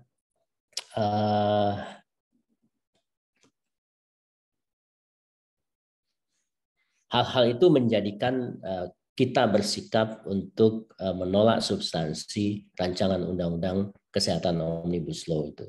Karena tadi ada terjadi pelemahan-pelemahan di sana sini, dan tentu tidak memenuhi atau mengganggu terhadap tujuan hukum itu sendiri, yaitu keadilan, ada kepastian hukum, dan kemanfaatannya. Saya kira itu Pak Ariswanda. Barangkali nanti kami akan merespon lebih spesifik dari hal-hal yang akan kita diskusikan. Terima kasih. Assalamualaikum warahmatullahi wabarakatuh. Terima kasih Pak Harif, luar biasa. Saya sedang mengundang pakar-pakar dan orang yang tidak demam panggung ya. Jadi waktunya nggak perlu kami ingatkan, cukup singkat, padat, jelas, dan berbobot. Nah, seharusnya perundangan juga tidak 400 halaman, tapi singkat, padat, berbobot ya Pak ya. Nah, tapi betul Pak, jadi saya kebetulan pernah punya pengalaman beberapa tahun silam, bahkan 10 tahun silam, sepertinya kerjasama antara pemerintah Australia dengan salah satu rumah sakit swasta di Bandung untuk menyiapkan nurse. Nah, itu ada double qualification ya Pak ya, yang harus disiapkan oleh perawat kita ya, nurse juga, registered nurse juga gitu ya, yang kemudian ternyata ikut kualifikasi mereka juga, RN-nya nggak sama lah. Tapi kemudian satu sisi kali ini kita membuka pintu lebar-lebar gitu ya untuk yang kualifikasi di sana untuk masuk ke sini. Why not gitu ya, mereka juga disyaratkan seperti mereka menyaratkan IELTS untuk perawat kita, ya kita syaratkan aja bahasa Indonesia yang fasih gitu ya untuk tenaga kerja asing gitu kan.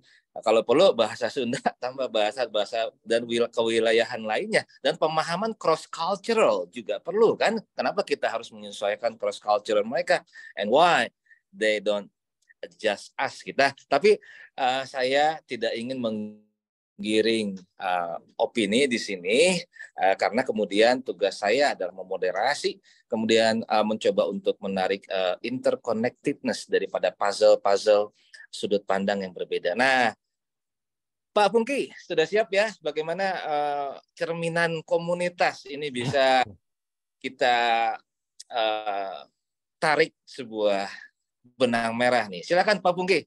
Lanjut Pak. Tes bisa terdengar? Clear Pak. Jalan Pak. Terima kasih Pak Ariswanda. Assalamualaikum warahmatullahi wabarakatuh. Selamat siang, Bapak Ibu sekalian. Salam sejahtera untuk kita semua. Terima kasih atas waktu yang diberikan kepada kami.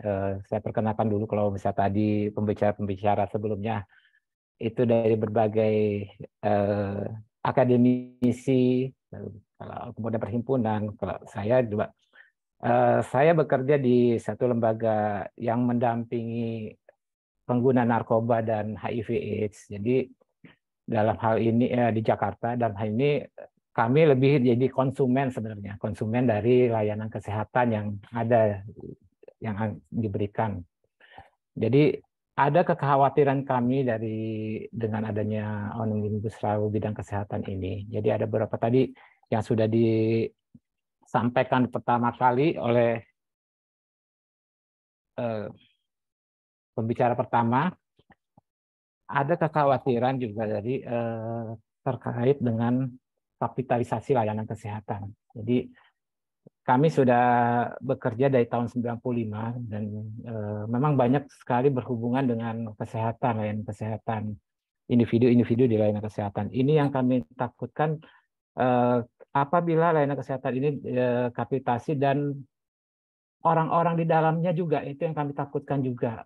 Karena tadi dijelaskan juga bahwa adanya masuknya TKA, tenaga kerja asing yang bisa bisa berkecimpung di layanan kesehatan. Inilah yang jadi kekhawatiran kami, karena selama ini kami bekerja dengan teman-teman tenaga kesehatan yang punya tanggung jawab sosial yang cukup tinggi. Jadi karena mereka juga tinggal di culture yang sama, sehingga juga tahu keadaan situasi masyarakat yang ada. Jadi ini yang kekhawatiran kami dengan kapitalisasi layanan kesehatan ini, dan juga masuknya tenaga kesehatan asing yang tidak mengerti culture masyarakat kita. Kemudian juga kami banyak bekerja sama dengan organisasi profesi kedokteran, kemudian perhimpunan-perhimpunan. Bahkan kalau kita sedari awal, karena kami pertama di HIV dari tahun 95, saya sudah di situ, peran tenaga kesehatan ini lebih di depan dibandingkan kebijakan-kebijakan yang dikeluarkan oleh pemerintah tentang layanan kesehatan, terutama terhadap HIV/AIDS dan narkoba seperti itu. Saya sangat ingat sekali bagaimana seorang profesor doktor itu direktur rumah sakit mau berpraktek di puskesmas yang kebetulan kerjasama dengan kami, tetapi dokternya sudah karena PPT waktu itu dan sudah ditarik, tidak ada dokter, sehingga dia meluangkan waktu 1 kali seminggu untuk melayani pasien baik itu narkoba, HIV/AIDS, dan pasien umum. Padahal juga kalau kita lihat kesibukannya cukup tinggi juga, dan itu kemudian diikuti oleh teman-teman dari Perhimpunan Dokter Peduli AIDS Indonesia, sehingga layanan itu di puskesmas tetap bisa jalan gitu, sampai ada dokter pengganti. Jadi ini suatu hal yang sangat miris kalau misalnya nanti adanya tenaga kesehatan yang memang tidak bisa memahami culture dari ke masyarakat kita. Jadi kebutuhan di layanan kesehatan seperti itu. Itu yang jadi kekhawatiran kami juga.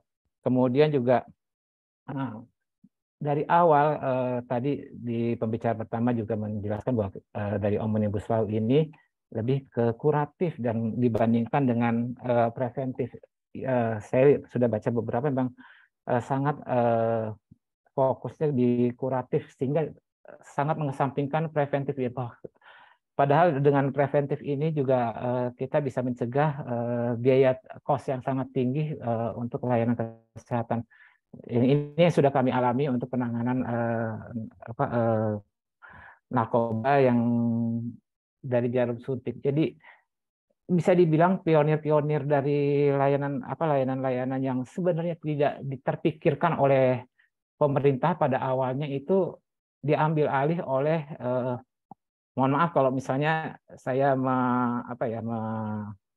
meninggi-ninggikan organisasi profesi ataupun perhimpunan ini dalam forum ini. Jadi karena memang ini kenyataannya seperti itu, di mana HR di awal HAM redaksi pertama kali itu juga penanganan narkoba sampai tingkat puskesmas itu juga digagas oleh teman-teman dari organisasi profesi perhimpunan dokter ini.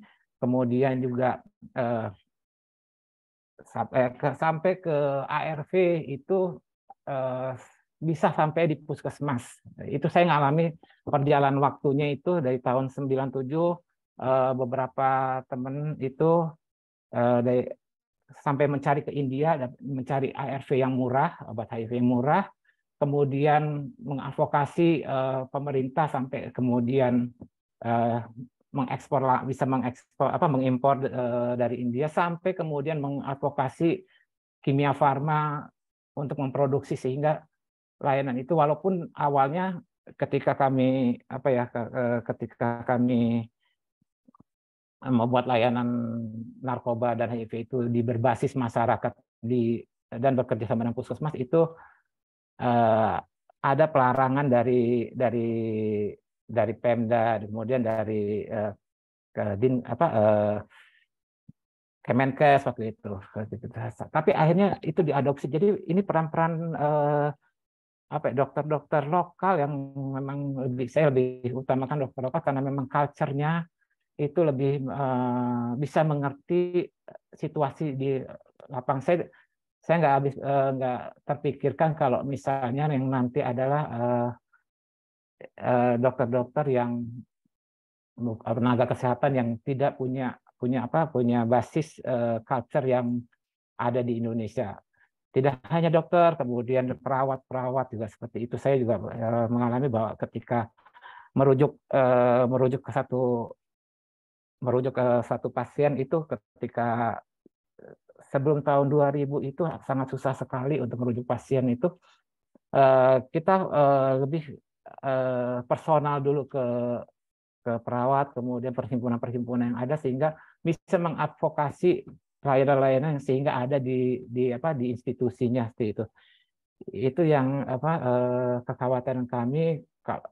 Saya lebih fokus ke kekhawatiran saya terhadap tenaga kerja, kemudian juga tanggung jawab sosial dari rekan-rekan tenaga kesehatan apabila Omnibus Law ini di bidang kesehatan ini bisa sampai jadi, kemudian juga biaya yang sangat tinggi yang harus dikeluarkan masyarakat, karena saya dari dulu bekerja sebelum ada BPJS itu berapa sulitnya, sampai kemudian sekarang ada layanan. Kalau misalnya nantinya dihapuskan yang 10% menjadi 5% sampai hilang seperti itu, kami nggak tahu lagi seperti apa untuk masyarakat dapat layanan. Bahkan sekarang juga berbagai macam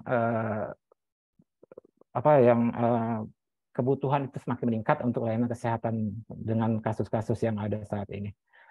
Mungkin demikian Pak Riswanda, keresahan kami sebagai praktisi di lapangan ketika mendampingi klien-klien kami sampai saat ini. Sebenarnya banyak sekali pengalaman yang bisa saya ungkapkan, mungkin karena waktu juga saya ucapkan terima kasih. Mungkin bisa jadi bahan diskusi ke depannya. Terima kasih. Assalamualaikum warahmatullahi wabarakatuh. Terima kasih Pak Pungki. Waalaikumsalam. Ya, ada sorotan pelindungan hukum bagi tenaga kesehatan yang mungkin nanti kita diskusikan kembali bersama, bahwa pencabutan undang-undang existing ini mengindahkan wadah substansial bagi perundangan yang justru mengalami terminasi seperti yang disampaikan oleh Pak Harif, termasuk dalam hal ini di receiving ends atau penerima dampak akhir daripada ini kan juga pengakses layanan, yaitu publik itu sendiri. Termasuk di dalamnya saya pikir organisasi profesi juga publik juga kan ya Pak saat kemudian profesinya menjadi pengakses layanan juga. Nah, baik, tapi sudah bertumpuk beberapa pertanyaan ini melalui chat. Saya pikir saya akan sampaikan kepada semua narasumber, Dr. Priyo, Pak Harif, Pak Hermawan, bagaimana nih, apa yang harus difiksasi gitu ya, apa yang harus kemudian dievaluasi kembali ya, untuk kemudian di stop dulu pembahasannya. Ini dari Dr. Agus Prayitno, yang nanya dokter berat juga ini. Lalu kemudian bagaimana nih pembahasan ini, apakah punya kemungkinan untuk mengalami penundaan dengan yang kemudian dibahas untuk lebih dekat dengan masalah kesehatan yang aktual. Itu mungkin maksudnya, saya tambahkan sedikit. Lalu kemudian sejauh mana kesiapan dan kapasitas ya, maupun kepiawaian dan profesionalitas daripada tenaga kesehatan yang ada selama ini ketika kemudian just if then skenario, jika kemudian skenarionya undang-undang ini dieksekusi juga gitu ya, apa kemudian organisasi profesi apa yang akan dilakukan oleh IDI misalnya ataupun PPNI terkait perbaikannya di dalam hal ini. Nah, silakan mungkin Dr. Priyo masih ada, Dok? Ya, Apakah masih bersama? Ya. Baik, silakan, Dok. Kesempatan pertama mutar lagi ke dokter, silakan, Dok. Ya, terima kasih atas responnya. Saya off ini ya, video, takut modulasinya hilang nanti. Jadi begini, kalau tadi kita mencermati apa yang menjadi pembahasan dari Pak Hermawan Saputra, bahwa betul, to some extent ada sesuatu perubahan. Betul bahwa kita harus melakukan adjustment. Cuman di dalam chartnya Pak Hermawan tadi, di situ ada yang tidak terkomunikasikan dengan baik. Sebetulnya layaknya untuk menyusun sesuatu undang-undang model omnibus kesehatan ini, di mana mendemolis undang-undang dengan begitu banyak, padahal di situ ada landasan filosofis, sosiologis, ya, dan itu memerlukan waktu yang tidak bisa cepat. Mengapa tidak bisa cepat? Dari persoalan naskah akademik saja itu harus menjadi satu diskusi yang mendalam. Belum kita masuk ke dalam batang tubuhnya. Ini begitu dikebut dari bulan September tahun lalu, kemudian sekarang sudah mau diketok.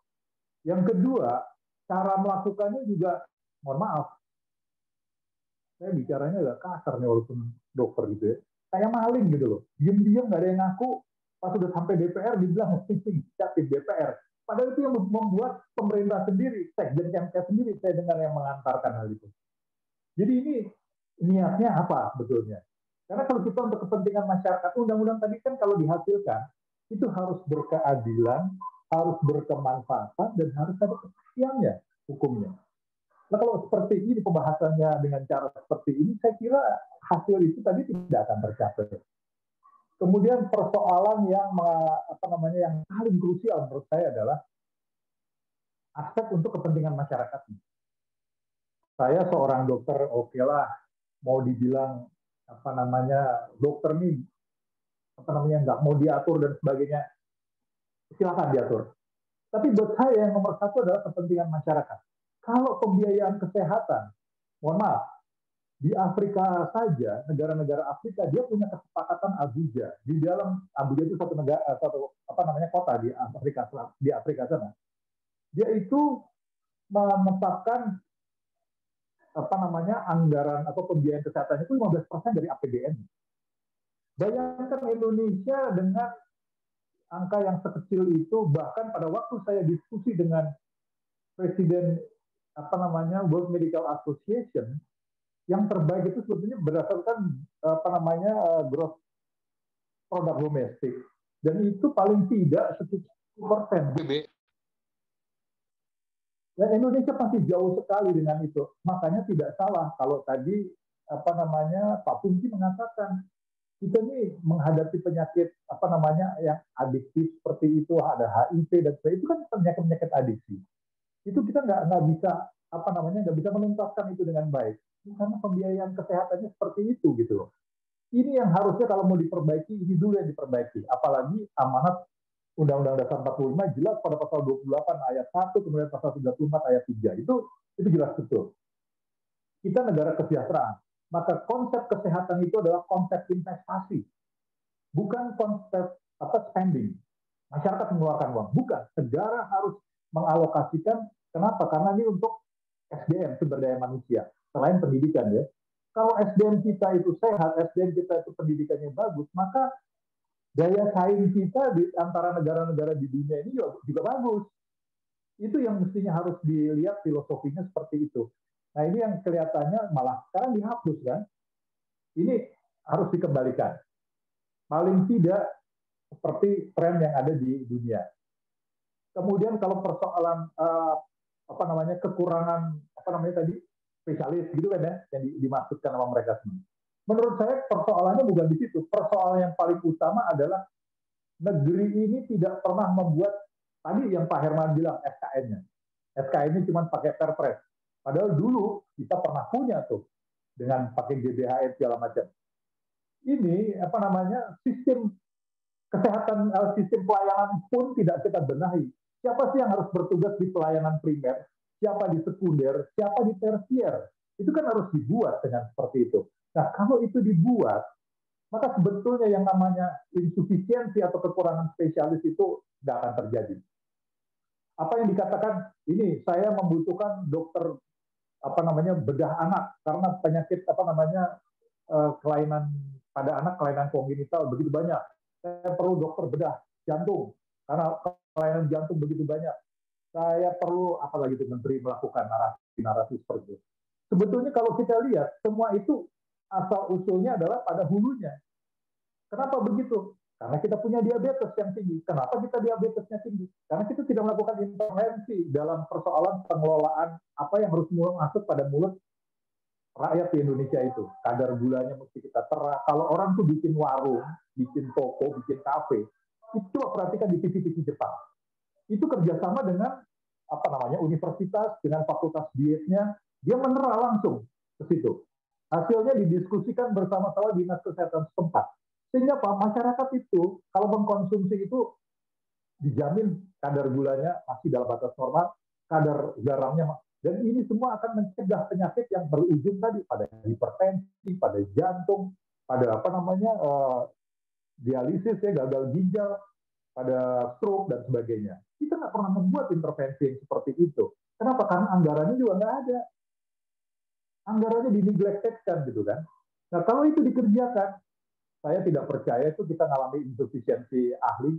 Karena kalau dilihat, tadi teori Bloom, 40% kalau kita intervensi perilaku, 30% kita intervensi lingkungan, maka sebetulnya orang itu cukup sehat, 70%. Kita punya masalah 110% apa? Yang namanya Tuhan punya mau, kelainan bawaan. Itu dengan teknologi itu bisa. Sekarang kita kepengen misalnya, kepengen bayi-bayi yang lahir ini 1000 hari pertama kan mesti benar tuh. Kita kepengen bayi-bayi yang lahir itu adalah bayi-bayi yang sehat. Itu kita intervensi di situnya dengan teknologi. Kita tahu, ini bakalan lahirnya adalah punya kelainan kanker. Ini bakal kena kelainan kongenital, trisomi 21 dan sebagainya.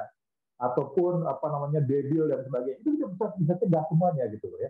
Tapi itu semua harusnya diulu dan itu adalah peran dari pembiayaan kesehatan yang adekuat gitu. Tuh. Kemudian kalau kita lihat dengan profesionalitas yang tadi ditanyakan terakhir oleh seorang komentator, mendidik seorang spesialis, mendidik seorang nurse, mendidik seorang apoteker, mendidik seorang bidan, itu melalui perjalanan panjang pada rumah sakit pendidikan yang jelas, bukan sekedar asal rumah sakit. Itu harus rumah sakit pendidikan yang berakreditasi tertinggi.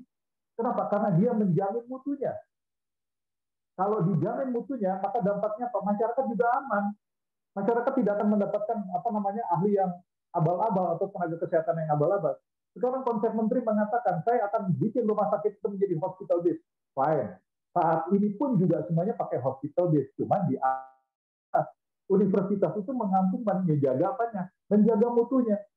Dan itu semua tidak asal mendidik spesialis saja. Di situ ada program-program basic science-nya yang juga harus dibuat. Kita tidak sedang membuat tukang loh. Kita sedang membuat dokter. Kita sedang membuat nurse. Kita sedang membuat apoteker atau farmasis, ya, yang handal. Kita sedang membuat bidan-bidan yang handal. Jadi itu semua memang nggak bisa sembarangan rumah sakit dijadikan. Apakah mutu rumah sakit itu sama semua? Jadi ini semua adalah satu perjalanan. Saya kira itu, Pak, targetnya adalah kembali kepada perlindungan untuk masyarakat. Kalau saya nomor satu itu, bahwa perlindungan nakes dimasalahkan, oke, setuju saya. Tapi kalau saya bicara itu nanti dibilang, dokter ini maunya dilindungi, dokter ini maunya, enggak. Saya konsentrasi saya adalah perlindungan pada masyarakat. Karena rakyat itu adalah aset sebuah negara. Bayangkan kalau 1000 hari pertama kita nggak bisa menjaga ini calon manusia ini dengan baik, karena pembiayaan kesehatannya begitu rendah, celakalah kita sebagai bangsa. Terima kasih. Terima kasih, Pak. Terima kasih, Dok. Baik, jadi silakan mungkin dari Pak atau Pak Hermawan atau Pak mungkin ada tambahan dan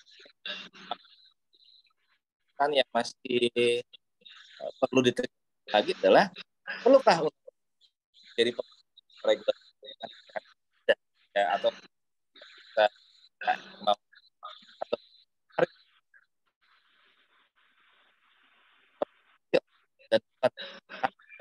nah, silakan Bapak-bapak. Oke, Pak Riswanda, cek suara saya terdengar nggak ya? Oke. Cek lagi suara. Oke, soalnya tadi saya mendengar suara yang terputus-putus juga dari sana. Baik, saya menambahkan ya untuk penyampaian tadi Pak Rio sudah komprehensif lah ya menanggapi pertanyaan dari Dr. Agus. Ini menarik. Apa yang harus dilakukan, apa yang perlu diperbaiki dan disempurnakan, atau bahkan bisa dihentikan dahulu atau tidak ini proses ini. Jadi saya mulai dari pertanyaan terakhir tuh. Kalau saya melihat dari perspektif politik ya, ini dari pengamat politik harusnya, tapi dari perspektif politik ini jalan terus. RUU Kesehatan ini sebenarnya masih lebih simpel daripada RUU Ketenagakerjaan atau Ciptaker. Nah, RUU Ciptaker itu stakeholders-nya tuh multi stakeholders juga, tetapi isunya jauh lebih sensitif, cakupannya lebih luas, muatannya dan ketebalannya tadi, kalau bahasanya Pak Riswanda jauh lebih tebal tuh, Ciptaker juga. Nah, sekarang dari sensitivitas media juga nggak terlampau dibandingkan Ciptaker untuk kesehatan itu. Maka pandangan saya, rancangan ini dari perspektif politik jalan terus. Nah, itu sebab dari perspektif regulasi dan substansi kesehatan, kita harus kawal.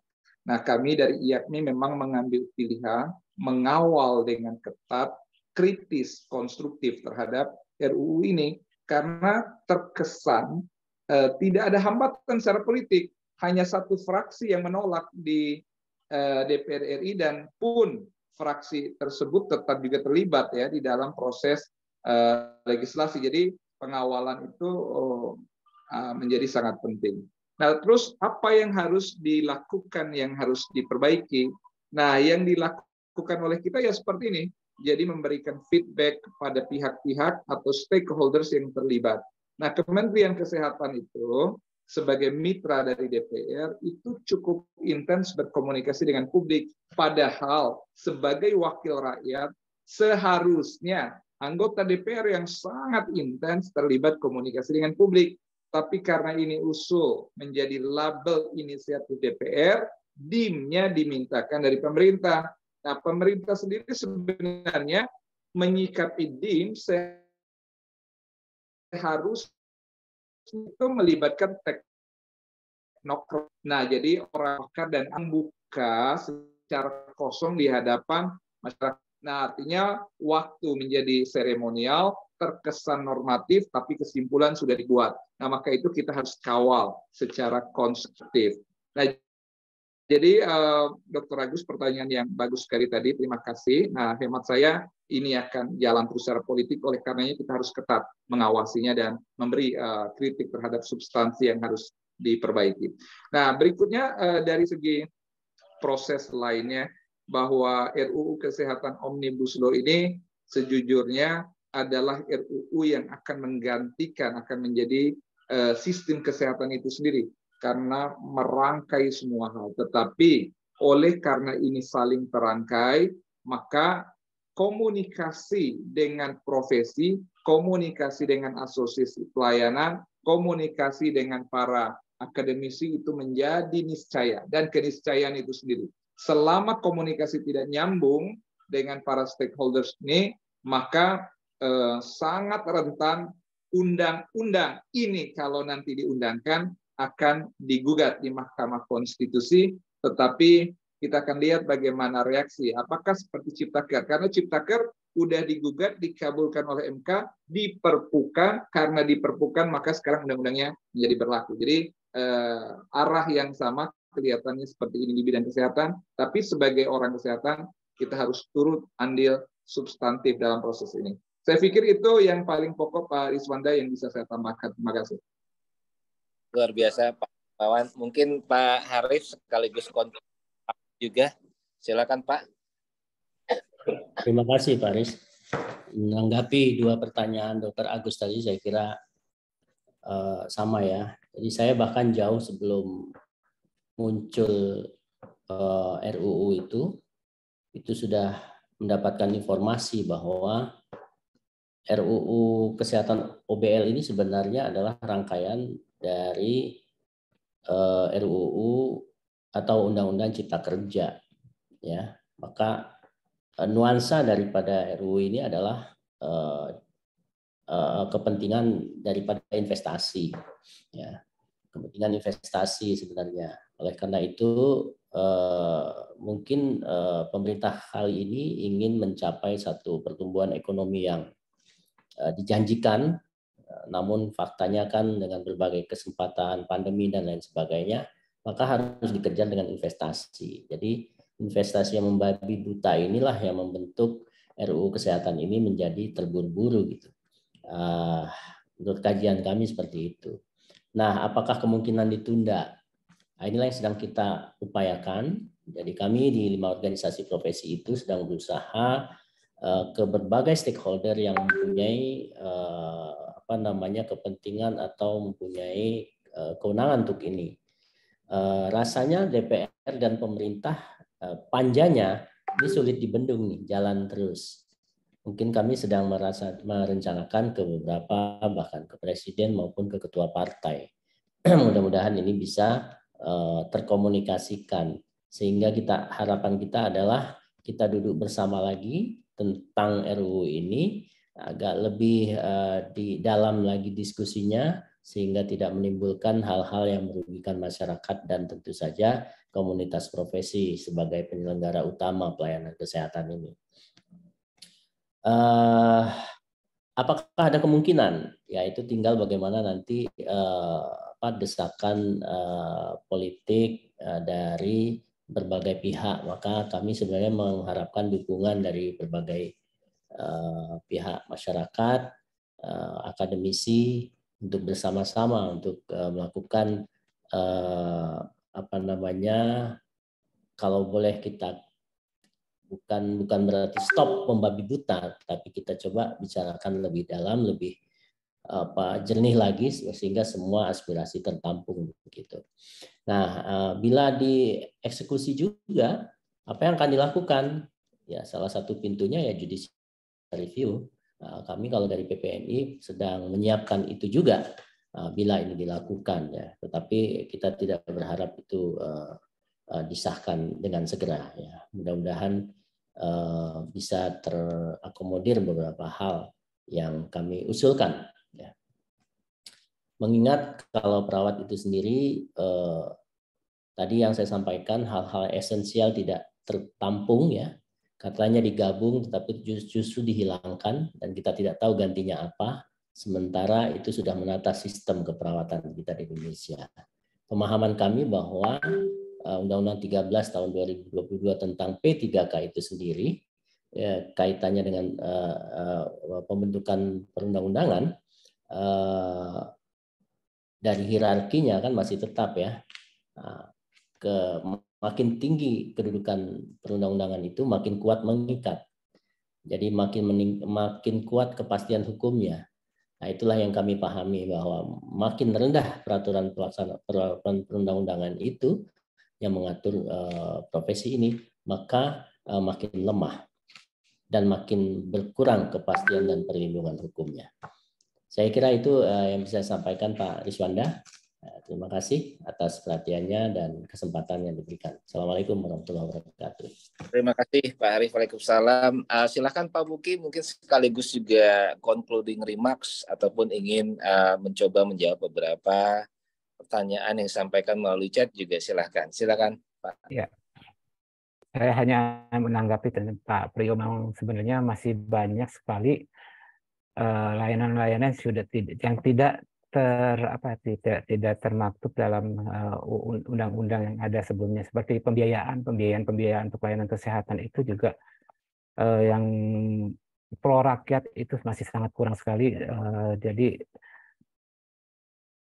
mungkin itu dulu yang lebih diutamakan dibandingkan mengubah seluruh undang-undang yang sudah ada. Tadi beberapa undang-undang yang sudah ada terkait bidang kesehatan.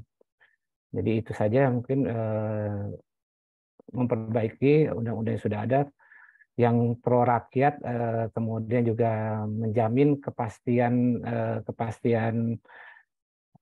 yang mengerjakannya, dalam hal ini juga tenaga kesehatannya. Mungkin itu aja, Pak Riswanda. Saya ucapkan terima kasih. Assalamualaikum warahmatullahi wabarakatuh. Terima kasih Bapak dan Ibu sekalian, terutama para narasumber, ya, pakar dan ahli yang sudah memberikan pencerahan advokasi pendidikan pada kita ya. Dalam saya memberikan atur kebijakan dan ordinansi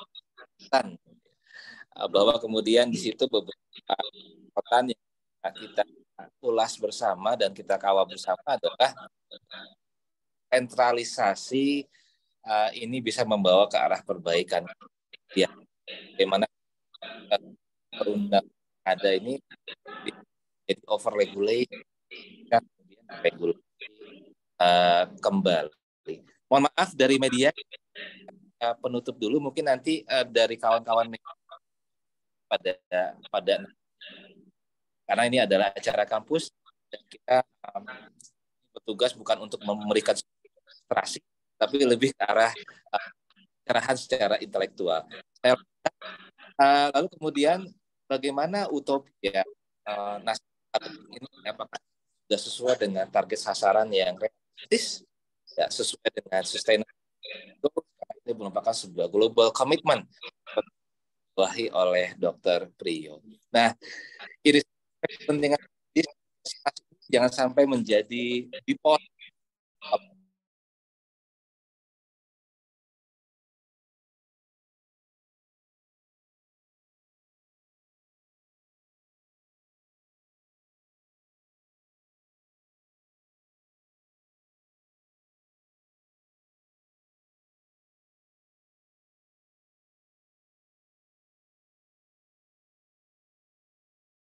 Simpang siur karena ketebelan dan orang kemudian juga jadi sudah capek duluan membaca epilog dan prolognya saja nanti kalau thick pages, tapi thick description merangkul ragam isu yang mungkin selama ini malah justru terabaikan. Lalu public hearing, kita juga menyorot public hearing yang dilakukan oleh lembaga legislatif sudah seperti apa. Jangan-jangan public hearingnya hanya mengundang komponen tertentu saja atau hanya sifatnya sebuah ya framing gitu ya, bahwa sudah dilakukan public hearing, dikasih topi, dikasih kotak nasi dan pulang. Lalu kemudian komunikasi dengan organisasi profesi sudah dilakukan seperti apa? Apakah komunikasi formal melalui persuratan sudah dilakukan ataupun kemudian apakah spending the boundary of thinking, bagaimana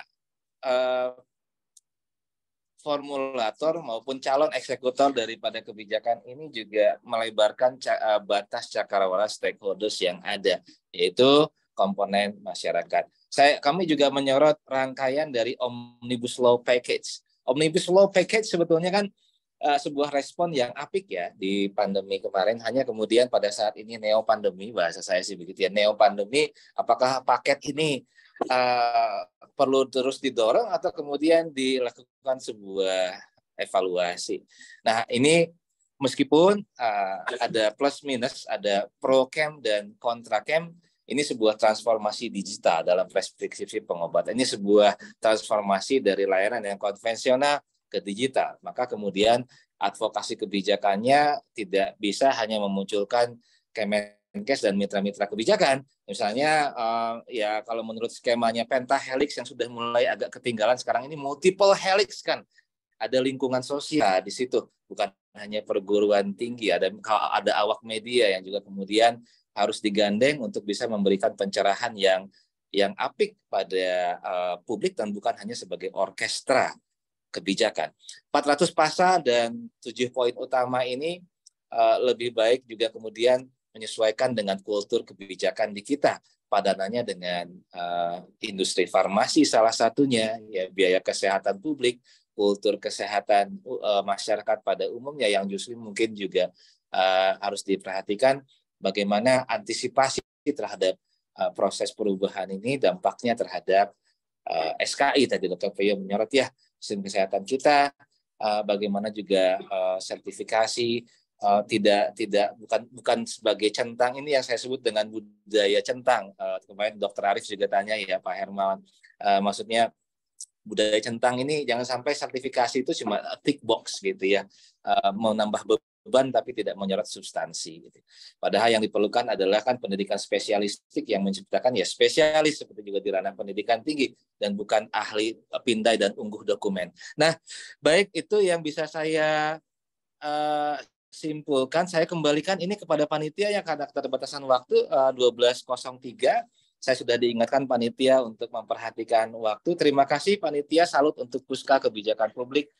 Salam sehat dan wisesa bela negara. Baik, terima kasih kepada seluruh narasumber yang sudah memaparkan materi hari ini. Dan juga kami mengucapkan terima kasih kepada Bapak Kriswanda selaku moderator yang telah memandu kegiatan diskusi ini. Sebelumnya kami izin mengingatkan kepada seluruh peserta webinar untuk mengisi tautan absensi yang telah dikirimkan di kolom chat. Lalu untuk acara selanjutnya ada pembagian sertifikat kepada para pengisi acara hari ini.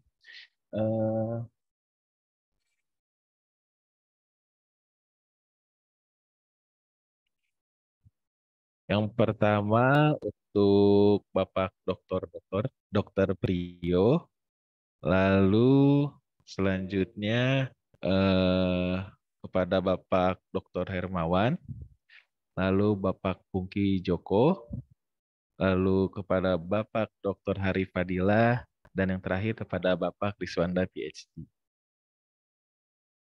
Baik, untuk selanjutnya. Kami ingin mengajak seluruh peserta untuk melakukan foto bersama. Untuk seluruh peserta dimohon untuk kesediaannya untuk mengaktifkan kamera. Mungkin dipersiapkan dulu ya.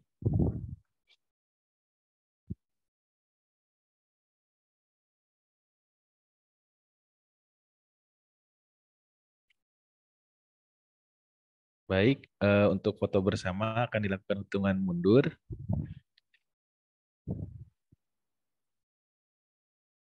Ya, 3, 2, 1. Lagi.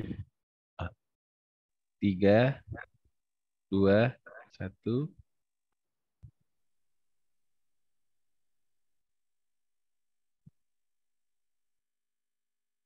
Baik.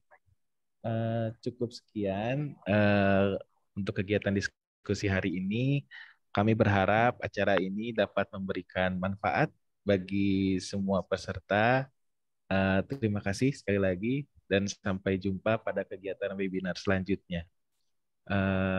Untuk itu saya selaku pemandu acara mohon untuk melakukan undur diri. Wabillahi taufiq wal hidayah. Wassalamualaikum warahmatullahi wabarakatuh. Waalaikumsalam warahmatullahi wabarakatuh. Terima kasih Pak Dekan, Terima kasih semua. Terima kasih Bapak narasumber. Terima kasih Bapak Ibu Panitia dan Sivitas Akademika Untirta. Sehat sukses selalu. Terima kasih Untirta. Mantap Untirta. Terima kasih semua. Izin live ya. Tugas berikutnya, Kang Hadi siap? Siap. Siap.